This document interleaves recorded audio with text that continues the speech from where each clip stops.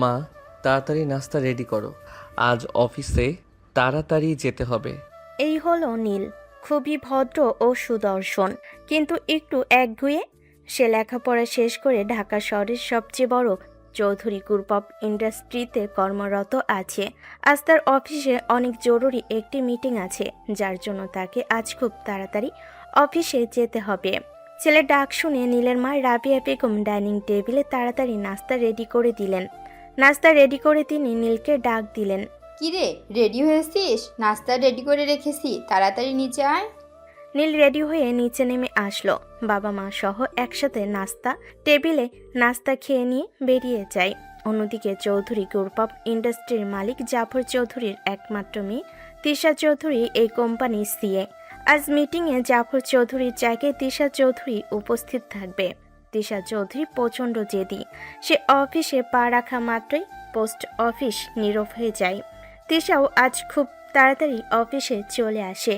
সে এসে নীলকে খোঁজ করে, কারণ আজ মিটিংয়ের সমস্ত দায়িত্ব নীলের ওপর ছিল। তিশা অফিসে দারোয়ানকে বলল, নীলকে আমার কেবিনে আসতে বলুন, এক্ষুনি। ম্যাডাম, নীল স্যার তো এখনো এসে পৌঁছয়নি। কি? মিটিং শুরু হতে আর মাত্র ৮ ঘন্টা বাকি আছে, আর ও এখনো আসেনি? আচ্ছা, আপনি যান। মজিদ মিয়া চলে যাওয়ার পর তিশা টেবিলে বসে ফাইলগুলো চেক করছে, আর মনে মনে নীলের ওপর প্রচণ্ড রেগে আছে।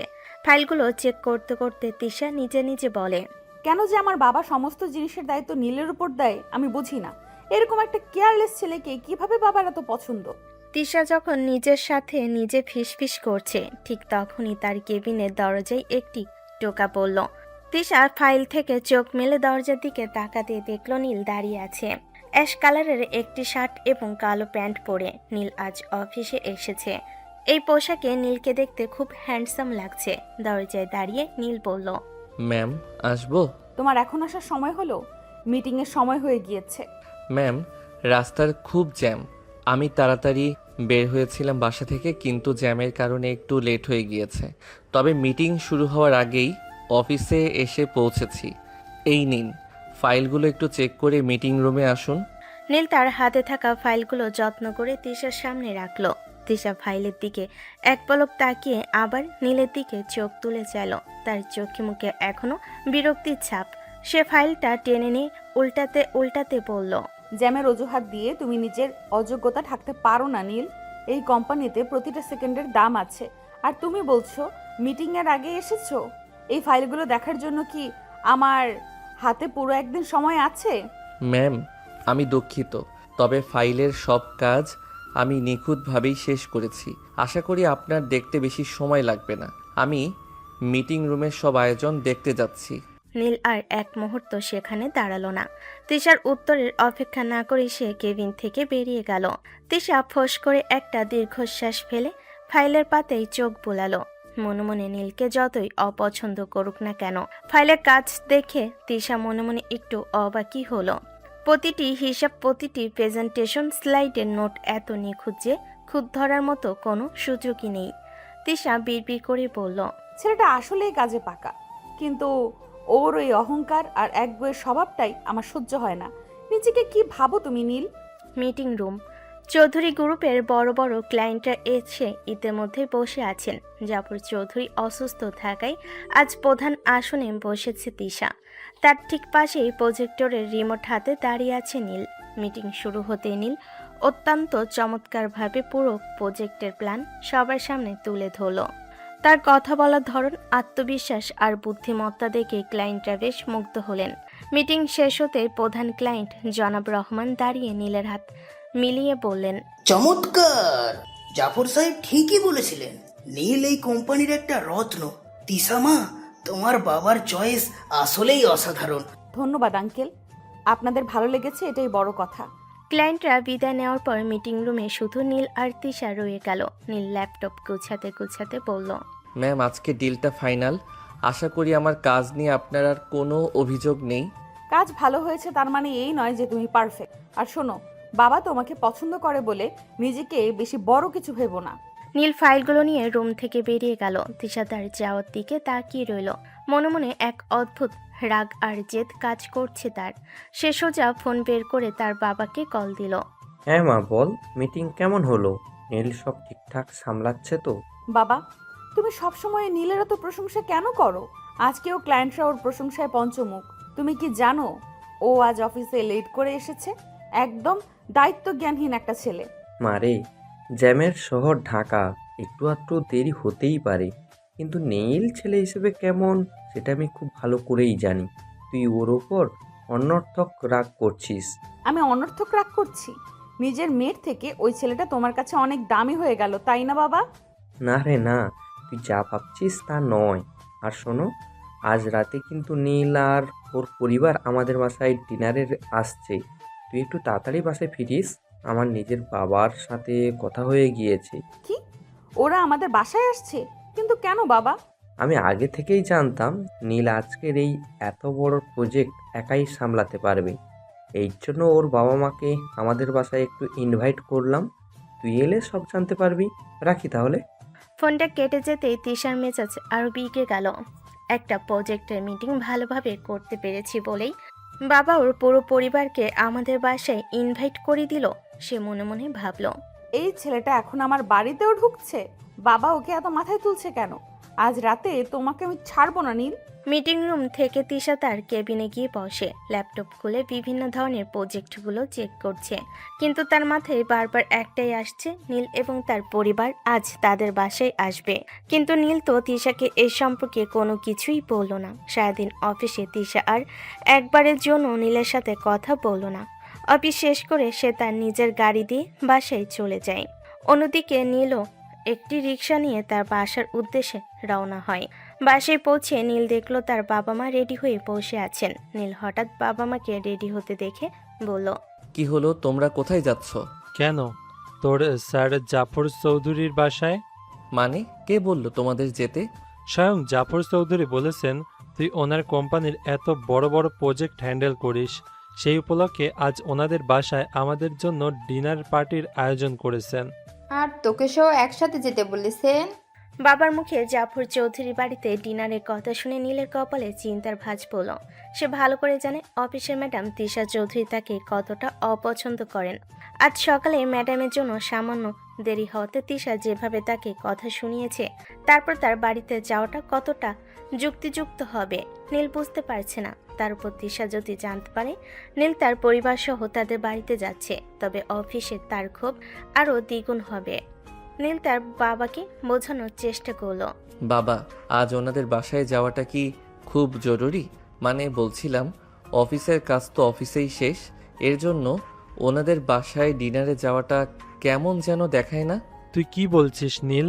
জাফর সাহেব নিজে আমাকে ফোন করে অত্যন্ত বিনয়ের সাথে আমন্ত্রণ জানিয়েছে। তিনি শুধু তোর বস নন, এই শহরের একজন অত্যন্ত সম্মানিত ব্যক্তি। ওনার মতো মানুষ যখন এত বড় একটা আয়োজন করেছেন, তখন সেখানে না যাওয়াটা সবচেয়ে চরম অভদ্রতা। হ্যাঁ রে নীল, তোর বাবা ঠিকই বলেছে। আর তুই নাকি আজ মস্ত বড় একটা প্রজেক্ট সফলভাবে শেষ করেছিস। জাফর সাহেব তো ফোনে তোর প্রশংসায় পঞ্চমুখ ছিলেন। মা হিসেবে আমার যে বুকটা গর্বে ভরে যাচ্ছে। তুই আর অজুহাত দিস না, তাড়াতাড়ি ফ্রেশ হয়ে রেডি হয়ে নে, আমরা তো রেডি আছি। নীল আর কথা বাড়ালো না। বাবা মায়ের খুশির সামনে নিজের দ্বিধা দ্বন্দ্বকে বিসর্জন দিল। সে তার রুমে গিয়ে দ্রুত ফ্রেশ হয়ে নিল। আলমারি খুলে একটা হালকা নীল রঙের পাঞ্জাবি আর সাদা পায়জামা বেছে নিল। পাঞ্জাবিটা পরার পর আয়নার সামনে দাঁড়িয়ে নিজেকে একবার দেখল। আজ সারাদিনের ক্লান্তি যেন এই পোশাকের সতেজতায় কেটে গেছে। চুলগুলো একটু সেট করে নিয়ে সে রুম থেকে বেরিয়ে এলো। তাকে দেখে রাবেয়া বেগম মুচকি হাসলেন। মাশাল্লাহ, আমার ছেলেকে আজ খবরের কাগজের রাজপুত্রের মতো লাগছে। চল এবার বের হওয়া যাক। জাফর সাহেব গাড়ি পাঠাতে চেয়েছিলেন, কিন্তু তোর বাবাই বারণ করেছে। হ্যাঁ, নিজেদের একটা মার্জিত ভাব থাকা দরকার। আমরা একটা ট্যাক্সি বুক করে নিয়েছি, ওটা নিচে অপেক্ষা করছে। চল সবাই। গুলশানের এক অভিজাত এলাকায় বিশাল চৌধুরী ভিলা। বাড়ির সদর দরজা থেকে শুরু করে ভেতরের বাগান সবকিছুই রাজকীয়তার ছোঁয়া বহন করছে। গাড়ি থেকে নেমে নীল, আশরাফ সাহেব এবং রাবেয়া বেগম বাড়ির ভেতরে প্রবেশ করলেন। ড্রয়িং রুমে পা রাখতেই জাফর চৌধুরী সোফা থেকে উঠে দাঁড়িয়ে অত্যন্ত উষ্ণ অভ্যর্থনা জানালেন। ওনার মুখে এক চিলতে অমায়িক হাসি। আসুন আশরাফ ভাই, আসুন ভাবি, আপনাদের আসার অপেক্ষায় ছিলাম। নীল, কেমন আছো বাবা? আজকের মিটিংয়ের সাফল্যের জন্য তোমাকে আবারও অভিনন্দন। ধন্যবাদ স্যার। আপনি অসুস্থ শরীর নিয়েও আমার কাজের খোঁজ রেখেছেন, এটাই আমার জন্য অনেক বড় পাওয়া। আর আপনার দোয়ায় আমি ভালো আছি। আরে এখানে আমি তোমার বস নই, এখন আমরা এক ঘরোয়া আড্ডায় বসেছি, আমাকে আঙ্কেল বলবে। বসুন আপনারা। সবাই সোফায় বসার পর গৃহকর্মী জুস এবং স্ন্যাক্স পরিবেশন করলো। জাফর চৌধুরী আর আশরাফ শেখ পুরনো দিনের নানা গল্পে মেতে উঠলেন। রাবিয়া বেগমও জাফর চৌধুরীর সাথে ঘরের নানা বিষয়ে কথা বলছিলেন, কিন্তু নীলের চোখ দুটি বারবার যেন কাউকে খুঁজছিল, না কোনো প্রেমের টানে নয়, বরং এক অজানা আতঙ্কে সে ভাবছিল। তিশা চৌধুরী এখনো ড্রয়িং রুমে আসেনি কেন? সে কি বাড়িতে নেই নাকি ইচ্ছে করে উপরে বসে আছে? ঠিক তখনই সিঁড়ি দিয়ে নেমে আসতে দেখা গেল তিশা চৌধুরীকে। তার পরনে একটি গাঢ় লাল রঙের জর্জেট শাড়ি, কানে ছোট টপ আর চুলগুলো আলতো করে খোপা করা। শাড়িতে তিশাকে অত্যন্ত রূপবতী এবং একই সাথে বেশ গাম্ভীর্যপূর্ণ দেখাচ্ছিল। সিঁড়ি দিয়ে নামতে নামতে তিশার চোখ সরাসরি গিয়ে পড়ল নীলের ওপর। হালকা নীল পাঞ্জাবিতে নীলকে দেখে তিশা মনে মনে একটু থমকে গেল। সে স্বীকার করতে বাধ্য হলো যে ছেলেটাকে আজ সাধারণের চেয়েও অনেক বেশি আকর্ষণীয় লাগছে। তবে পরক্ষণে তার মনে সকালের রাগটা চারা দিয়ে উঠল। এই যে আমার মা চলে এসেছে। তিশা, এইদিকে এসো, এদের সাথে পরিচয় করিয়ে দিই। ইনি হলেন আশরাফ সাহেব, আর ইনি ওনার স্ত্রী রাবেয়া ভাবি। আর নীলকে তো তুমি চেনোই। আসসালামু আলাইকুম আঙ্কেল। আসসালামু আলাইকুম আন্টি। নীলের দিকে তাকিয়ে গলার স্বর কিছুটা শক্ত করলো।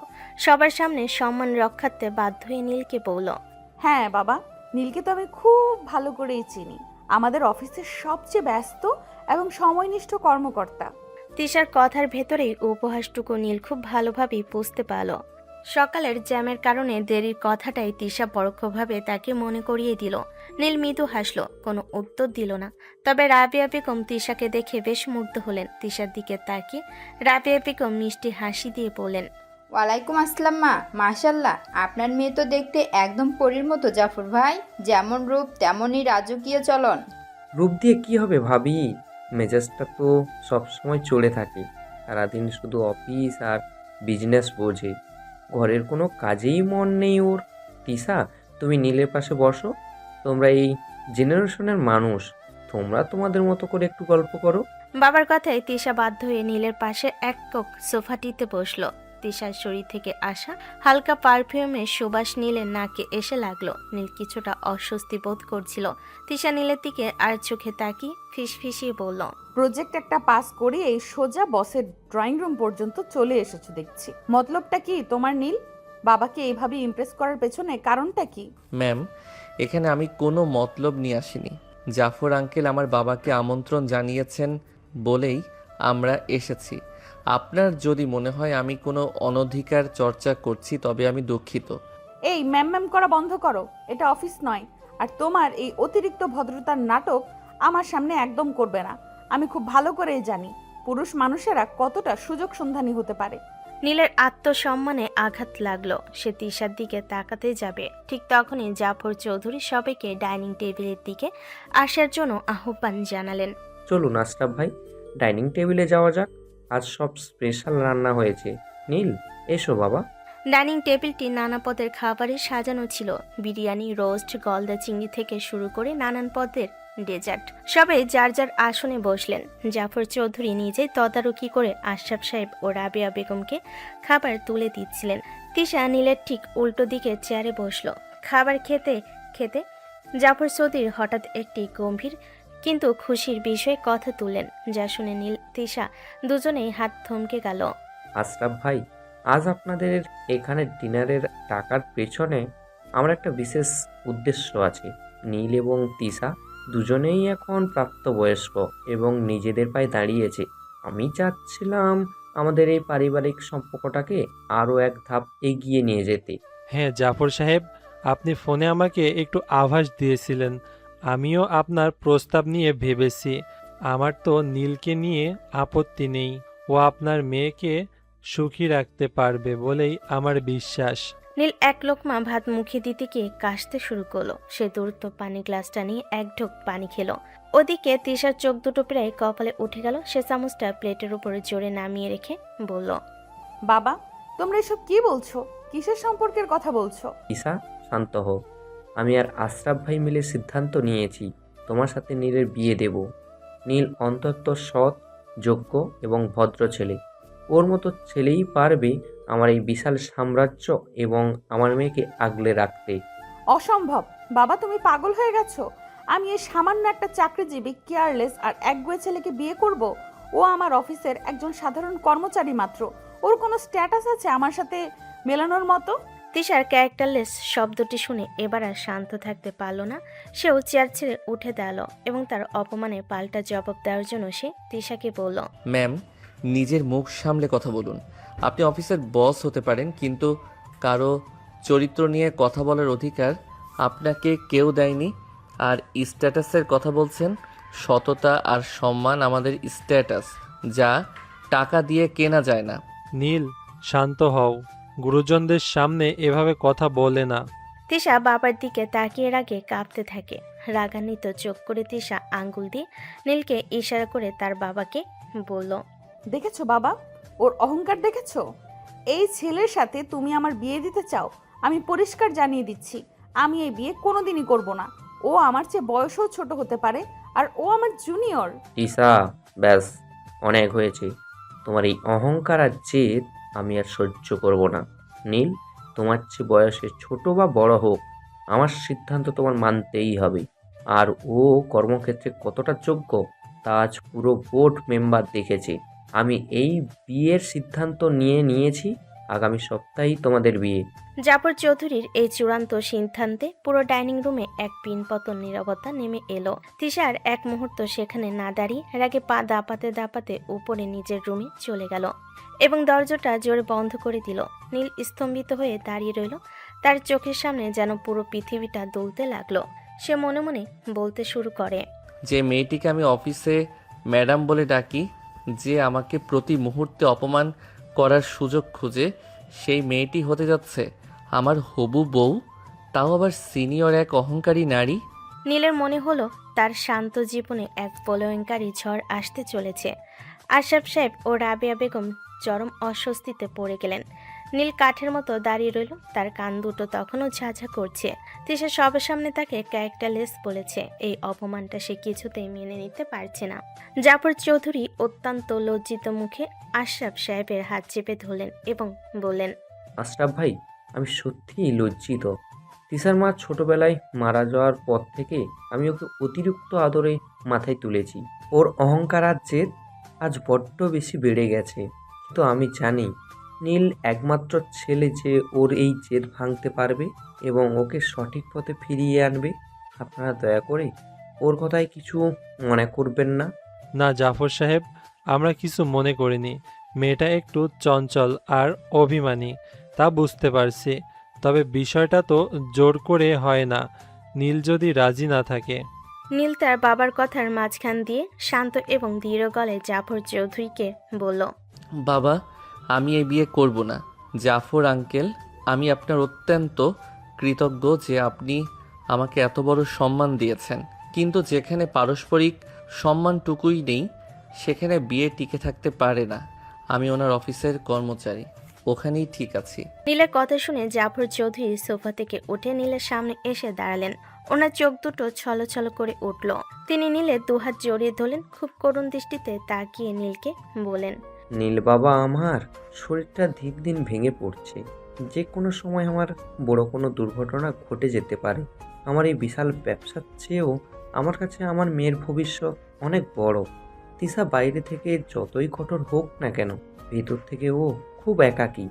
আমি শুধু তোমার হাতে আমার মেয়েকে সঁপে দিয়ে শান্তিতে মরতে চাই বাবা। তুমি কি তোমার এই অসুস্থ আঙ্কেলের শেষ অনুরোধটা রাখবে না? জাফর চৌধুরীর চোখের পানি আর আকুলতা দেখে নীলের কঠিন মনটা গলে গেল। সে নিজের আত্মসম্মানের চেয়ে একজন বাবার অসহায়ত্বকে বড় করে দেখল। নীল তার বাবার দিকে তাকালো।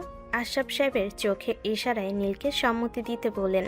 নীল একটা দীর্ঘশ্বাস ফেলে মাথা নিচু করলো এবং জাফর চৌধুরীর দিকে তাকিয়ে বাধ্য হয়ে এসে বলল, ঠিক আছে আঙ্কেল, আপনি যা চান তাই হবে।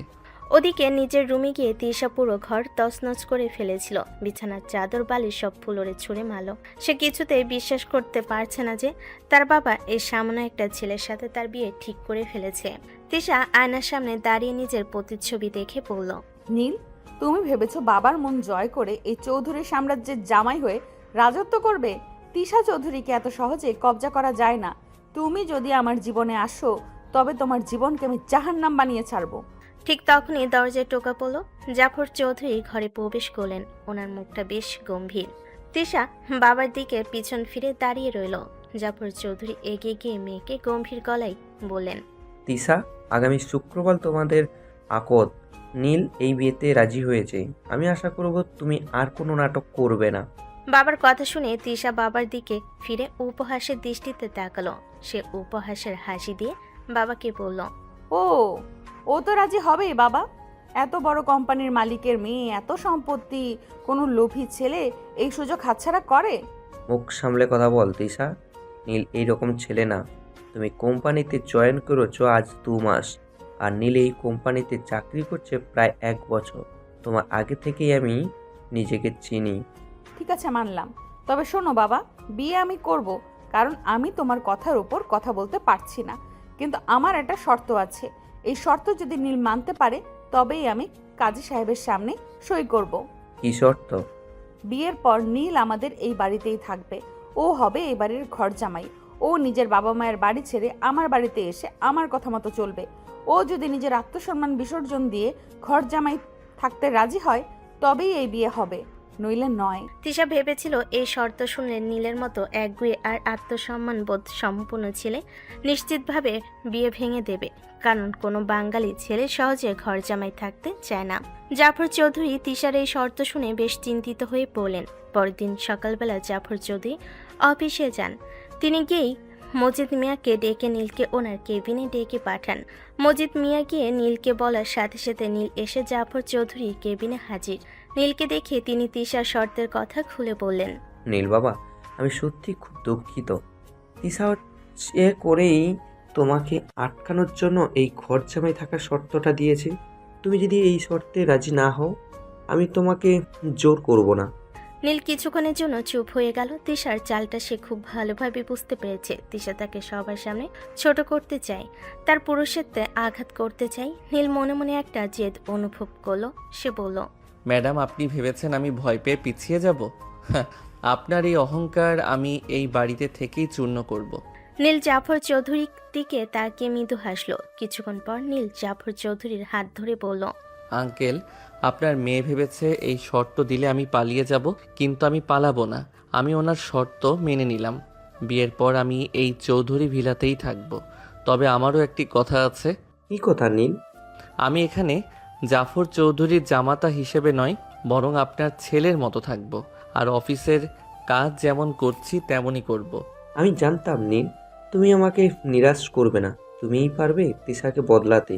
জাফর চৌধুরীর সাথে কথা শেষ করে নীল যখন তার ডেস্কে যাচ্ছিল তখন তিশার সাথে তার মুখোমুখি দেখা হয়। তিশা নীলকে দেখে উপহাসমূলক হাসি দিয়ে চলে যায়। আর নীল তিশার চলে যাওয়ার দিকে তাকে এক রহস্যময় হাসি দিয়ে বলল, তোমার এই উপহাস করা হাসিটা আমি গর্বের হাসিতে তৈরি করব। দেখতে দেখতে বিয়ের দিন চলে এলো। কোনো রাজকীয় আয়োজন ছাড়াই ঘরোয়াভাবে দুই পরিবারের সম্মতিতে বিয়ের আয়োজন করা হলো চৌধুরী ভিলাতেই। জাফর চৌধুরীর অসুস্থতার কারণে অনুষ্ঠান বড় করা হয়নি। নীলাজ সাদা রঙের একটি শেরওয়ানি পরেছে। তাকে দেখতে কোনো রাজপুত্রের চেয়ে কম লাগছে না, তবে তার চোখে মুখে কোনো বিয়ের আনন্দ নেই। আছে এক অদ্ভুত যুদ্ধের প্রস্তুতি। অন্যদিকে তিশা পরেছে একটি ভারী লাল কারচুপি কাজ করা শাড়ি। গহনা আর মেকআপে তাকে অপরূপা দেখালো। তার চোখ দুটো ছিল জ্বলন্ত আগুনের মতো। নীলের মাথায় হাত বুলিয়ে দিতে দিতে তার মা বললেন, একটি বড় পরীক্ষার মধ্যে তুই পড়েছিস। দোয়া করি সততা নিষ্ঠা দিয়ে তুই তিশামার মন জয় করতে পারিস।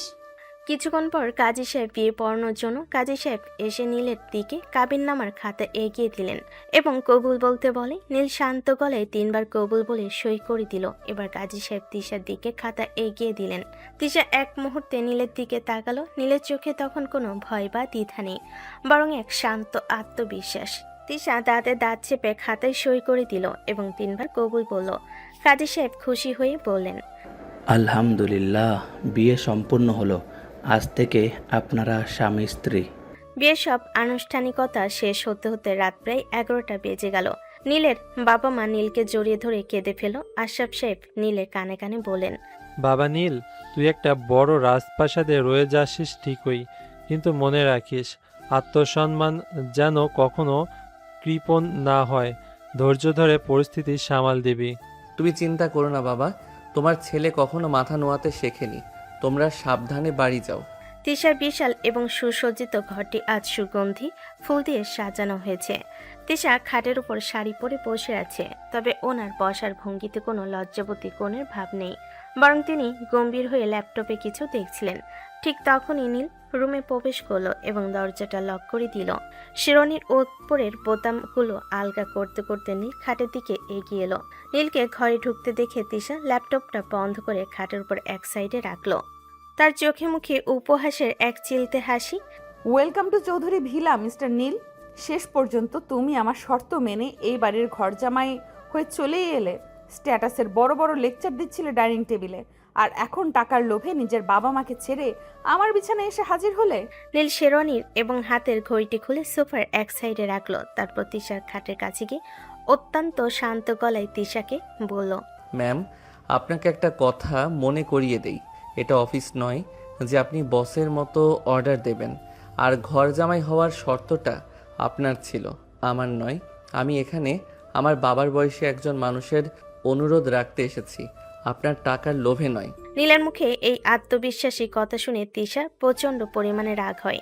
সে খাট থেকে নেমে নীলের দিকে এক পা এগিয়ে এসে আঙ্গুল উঁচিয়ে বলল, মুখ সামলে কথা বলো নীল। ভুলে যেও না তুমি এখনো আমার অফিসের জুনিয়র কর্মচারী, আর এই বাড়িতে তুমি আমার দয়ায় আছো। তিশা এভাবে আঙ্গুল উঁচিয়ে কথা বলতে দেখে নীল খুব হাসলো। সে হাসতে হাসতে তিশার ওচানো আঙ্গুলটি আলতো করে ধরে নামিয়ে দিয়ে তিশার চোখের দিকে তাকিয়ে কিছুটা গম্ভীর গলায় বলল, ভুল করছেন ম্যাম, অফিসে আমি আপনার জুনিয়র হতে পারি, কিন্তু এই ঘরের ভেতরে আপনি আমার বিবাহিতা স্ত্রী। তোমার সাহস দেখে আমি অবাক হচ্ছি। আর এই বাড়িতে আমি আপনার বাবার ছায়ায় আছি, আপনার দয়ায় নয়। আজকের একটা বাসর রাত, তাই ঝগড়া না করে শান্ত হয়ে ঘুমিয়ে পড়ুন। বউ হিসেবে আপনাকে একটু বেশি সম্মান দিচ্ছি, সেটা ধরে রাখার চেষ্টা করুন। নীলের এত কাছের উপস্থিতি এবং তার গলার গম্ভীর আওয়াজ শুনে তিশা কেমন যেন কেঁপে উঠল। সে থতমত খেয়ে দুপা পিছিয়ে গেল। নীল একটা বালিশার চাদর নিয়ে সোফার দিকে এগিয়ে গেল এবং সোফায় আরাম করে শুয়ে পড়ল। তিশা অবাক হয়ে নীলের দিকে তাকিয়ে রইল। সে ভেবেছিল নীলকে সে আজ রাতেই এক হাতে দেখে নেবে, কিন্তু নীল উল্টো তাকে স্তব্ধ করে দিল। এটা দেখে তিশা মনে মনে বলল, এত বড় সাহস আমার ঘরে দাঁড়িয়ে আমাকে জ্ঞান দিচ্ছে। দাঁড়াও নীল, কাল থেকে অফিসে আর এই বাড়িতে তোমার কি হাল করি শুধু দেখো। বাসর রাতের প্রথম সকাল, জানালার পর্দা গলে ভোরের আলো এসে পড়েছে তিশার বিশাল বিলাসবহুল শয়ন কক্ষে। তিশা যখন ঘুম ভাঙল ঘড়িতে তখন সকাল 7:30। সে ধরফর করে বিছানায় উঠে বসলো। আলসেমি ভেঙে চোখের সামনে তাকাতে তার মনে পড়ে গেল কাল রাতের কথা। সে দ্রুত সোফার দিকে তাকালো, কিন্তু সোফাটা একদম খালি। চাদর আর বালিশ সুন্দর করে ভাঁজ করে রাখা আছে। নীল ঘরে নেই। তিশা মনে মনে ভাবলো, ছেলেটা এত সকালে কোথায় গেল? প্রথম দিনেই কি তবে ভয় পেয়ে পালালো? তিশা ওয়াশরুমে গিয়ে ফ্রেশ হয়ে একটা সাধারণ সুতির সালোয়ার কামিজ পরে নিচে নেমে এলো। ড্রয়িং রুমে আসতে সে রান্নাঘর থেকে চমৎকার এক রান্নার সুবাস পেল। কৌতূহলবশত সে রান্নাঘরের দিকে এগোতেই অবাক হয়ে থমকে দাঁড়ালো। হালকা টি শার্ট আর ট্রাউজার পরা নীল রান্নাঘরের রাঁধুনি মমতাজ বেগমের সাথে দাঁড়িয়ে পরোটা রেডি করছে। তার মুখে কোনো বিরক্তি নেই, বরং খুব মনোযোগ দিয়ে সে কাজটা করছে। রান্নাঘরের দরজায় দাঁড়িয়ে তিশা নীলকে গম্ভীর গলায় বলল, হচ্ছেটা কি এখানে? মিস্টার নীল, তুমি সকাল সকাল রান্নাঘরে বাবুর্চি সাজ কেন সেজেছো? চৌধুরী বাড়ির জামাইয়ের কি এই হাল? Good morning ma'am. দুঃখিত। গুড মর্নিং বউ। আসলে সকাল সকাল ঘুম থেকে ওঠা আমার বহুদিনের অভ্যেস, আর ঘরে বসে অলস সময় কাটানো আমার স্বভাবের বাইরে। তাই বলে তুমি রান্নাঘরে কেন? উঠে দেখলাম আপনারা সবাই ঘুমোচ্ছেন, তাই মমতাজ খালাকে একটু সাহায্য করছিলাম। আর তাছাড়া আজ জাফর আঙ্কেলের জন্য আমি নিজের হাতে স্পেশাল ওটস আর ডিমের সাদা অংশের অমলেট তৈরি করেছি। ওনার শরীরের জন্য এটা খুব দরকার। তোমাকে বাবার স্বাস্থ্যের খেয়াল রাখতে হবে না, ওটার জন্য ডাক্তার আর ডোমেস্টিক হেল্পাররা আছে। তুমি এই বাড়িতে ঘর জামাই হয়ে এসেছো বলে ভেবো না যে রান্না বান্না করে বাবার মন জয় করে নেবে। ঠিক তখনই ড্রয়িং রুম থেকে লাঠি ভর দিয়ে ডাইনিংয়ের দিকে আসছিলেন জাফর চৌধুরী। এসে যখন তিনি শুনলেন তিশা নীলের সাথে এমন ব্যবহার করছে, সাথে সাথে তিনি তিশাকে বললেন, তিশা, সকাল সকাল কেন ছেলেটার উপর চিল্লাপাল্লা করছিস? নীল যা করেছে একদম ঠিক করেছে। আমার নিজের ছেলেও হয়তো এতটা করতো না। নীল বাবা, আমার নাস্তা তৈরি। জাফর চৌধুরী নাস্তা রেডি করার কথা বলার সাথে সাথে নীল তাড়াতাড়ি খাবারগুলো বাটিতে ডাইনিং টেবিলে আনে। খাবারগুলোর দিকে তাকিয়ে জাফর চৌধুরী মুগ্ধ হয়ে গেলেন। খুব সুন্দর পরিবেশন করে নীল খাবারগুলো জাফর চৌধুরীর সামনে রাখলো। জাফর চৌধুরীকে খাবার দিয়ে মেয়ের জাফর চৌধুরীকে বলল, হ্যাঁ বাবা, একদম রেডি। আপনি বসুন, আমি বেড়ে দিচ্ছি। জাফর চৌধুরী টেবিলে বসে খুব তৃপ্তি করে নীলের হাতে নাস্তা খেলেন। তিশা এক কোণে বসে রাগে ফুঁসতে ফুঁসতে কফি খাচ্ছে। সে মনে মনে ভাবল, বাড়িতে বাবাকে হাত করেছো তো কি হয়েছে? আজ অফিসে চলো, আমি তোমার বস, সেখানে তোমাকে আমি কিভাবে নাচাবো শুধু দেখো। সকাল 9:30 তিশা তার নিজস্ব দামি গাড়িতে করে অফিসের সামনে এসে নামলো। গাড়ি থেকে নেমে সে ভাবল নীল হয়তো তার পেছনে পেছনে রিক্সা বা বাসে করে আসবে, কিন্তু সে মেন গেট দিয়ে ঢুকতেই দেখলো নীল ইতিমধ্যে তার ডেস্কে বসে কম্পিউটার অত্যন্ত মনোযোগ দিয়ে কাজ করছে। তার পরনে আজ হালকা বেগুনি শার্ট আর নেভি ব্লু প্যান্ট। ফর্মাল লুকে তাকে বেশ গম্ভীর ও আকর্ষণ লাগছে। অফিসে কর্মচারীরা এখনো তাদের বিয়ের খবর জানে না, কারণ জাফর চৌধুরী চেয়েছিলেন বিয়েটা আপাতত গোপনে থাকুক। তিশা হন হন করে নিজের কেবিনে ঢুকে গেল এবং বেল চেপে পিয়ন মজিদ মিয়াকে ডাকলো। মজিদ মিয়া, নীলকে এক্ষুনি আমার কেবিনে আসতে বলো। আর হ্যাঁ, গত সপ্তাহের পেন্ডিং থাকা সমস্ত অডিট ফাইলগুলো ওর টেবিলে দিয়ে এসো। বলবে আজ বিকেলের মধ্যে ওগুলো কমপ্লিট চাই। কিন্তু ম্যাম, অডিট ফাইল তো কম করে হলেও 4-5 হাজার পাতার। ওটা তো পুরো অডিট টিমের এক সপ্তাহের কাজ। নীল স্যার একলা কিভাবে? আমি যা বলেছি তাই করো, বেশি কথা বলবে না। মজিদ মিয়া ভয় পেয়ে কেবিন থেকে বেরিয়ে নীলকে খবরটা দিল। কথাটি শুনে নীল অবাক হয়ে যায়। সে সাথে সাথেই তিশার কেবিনের সামনে এসে দরজায় টোকা দিল। আসবো ম্যাম? এসো মজিদ মিয়া, তোমাকে ফাইলগুলোর কথা বলেছে নিশ্চয়ই। আজ বিকেলে 5টার মধ্যে চৌধুরী গ্রুপের গত 2 বছরের অডিট রিপোর্টের সব ভুল ত্রুটি বের করে আমার টেবিলে জমা দেবে। ম্যাম, আপনিও ভালো করে জানেন এই কাজটা একজন মানুষের পক্ষে 4 ঘন্টায় করা অসম্ভব। এটা অডিট ডিপার্টমেন্টের কাজ, আমার প্রজেক্ট ম্যানেজমেন্টের নয়। ও, তাহলে স্বীকার করছো তুমি অযোগ্য? কাল রাতে তো বড় বড় কথা বলছিলে যে তুমি মাথা নোয়াতে শেখোনি, এখন কাজের বেলায় হাত তুলে দিচ্ছ। কাজের অনেক ধরন থাকে ম্যাম, আপনি এটি ইচ্ছেকৃতভাবে করছেন। শাট আপ নীল। মনে রেখো নীল, তুমি এই কোম্পানির বেতনভুক্ত কর্মচারী। বস যা অর্ডার দেবে তাই করতে হবে। না পারলে চাকরি ছেড়ে দিতে পারো। অবশ্য চাকরি ছাড়লে তো আবার ঘর জামাইয়ের খোটা শুনতে হবে, তাই না? তিশার এই ব্যক্তিগত আক্রমণ নীলের ভিতরের জেদটাকে আবার জাগিয়ে তুলল। সে তিশার চোখের দিকে সরাসরি তাকালো। সেই চোখে কোনো দুর্বলতা ছিল না। সে গম্ভীর গলায় তিশাকে বলল, ঠিক আছে ম্যাম, আজ বিকেল 5টার মধ্যেই ফাইল আপনার টেবিলে থাকবে। তবে মনে রাখবেন, কাজ যদি নিখুঁত হয় তবে বসের কাছ থেকে প্রশংসা পাওয়ার অধিকারও কিন্তু কর্মচারীর থাকে। আসছি। নীল কেবিন থেকে বেরিয়ে নিজের ডেস্কে গিয়ে বসল। ফাইলের বিশাল পাহাড় সত্ত্বতে নীল এক মুহূর্ত সময় নষ্ট না করে ল্যাপটপ খুলে কাজে বসে গেল। তার আঙ্গুলগুলো কিবোর্ডের ওপর ঝড় তুলতে লাগলো। দুপুরে লাঞ্চের সময় হয়ে গেল। অফিসে সবে এক একে ক্যাফেটেরিয়ার দিকে গেল, কিন্তু নীল নিজের সিট থেকে এক চুলও নড়ল না। সে পানির বোতল থেকে এক ঢোক পানি খেয়ে আবার কাজে ডুব দিল। তিশা নিজের কেবিনের কাছের দেওয়াল দিয়ে আর চোখে নীলের এই হাড় ভাঙ্গা খাটুনি দেখছিল। তার মনে এক অদ্ভুত মিশ্র অনুভূতি হচ্ছিল। সে ভাবছিল, ছেলেটা এত জেদি কেন? একটু তো ক্ষমা চাইতেই পারত, একটু তো বলতে পারত যে ম্যাম আমি পারছি না। কিন্তু নীল তা করল না। সে মনে মনে ভাবল, জেদ করেছি ঠিকই, কিন্তু পুরো কাজ কমপ্লিট করা মুখের কথা নয়। বিকেল 5টা বাজতে আর মাত্র 5 মিনিট বাকি। তিশা ঘড়ির দিকে তাকাচ্ছে আর মনে মনে হাসছে। সে নিশ্চিত যে নীল কাজ শেষ করতে পারেনি। সে নীলকে অপমান করার জন্য মনে মনে স্ক্রিপ্ট সাজাচ্ছে। ঠিক তখনই তার কেবিনের দরজা খুলে গেল।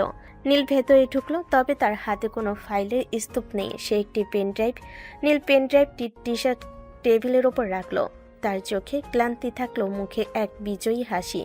হাসি দিয়ে তিশাকে বলল, ম্যাম, চৌধুরী গ্রুপের গত 2 বছরের অডিট রিপোর্টের সমস্ত ডেটা অ্যানালাইসিস, ট্যাক্স ফাঁকির ছোটোখাটো ভুল এবং ফাইন্যান্সিয়াল লুপহোলসগুলো আমি এই পেন ড্রাইভে ক্যাটাগরি অনুযায়ী সাজিয়ে দিয়েছি।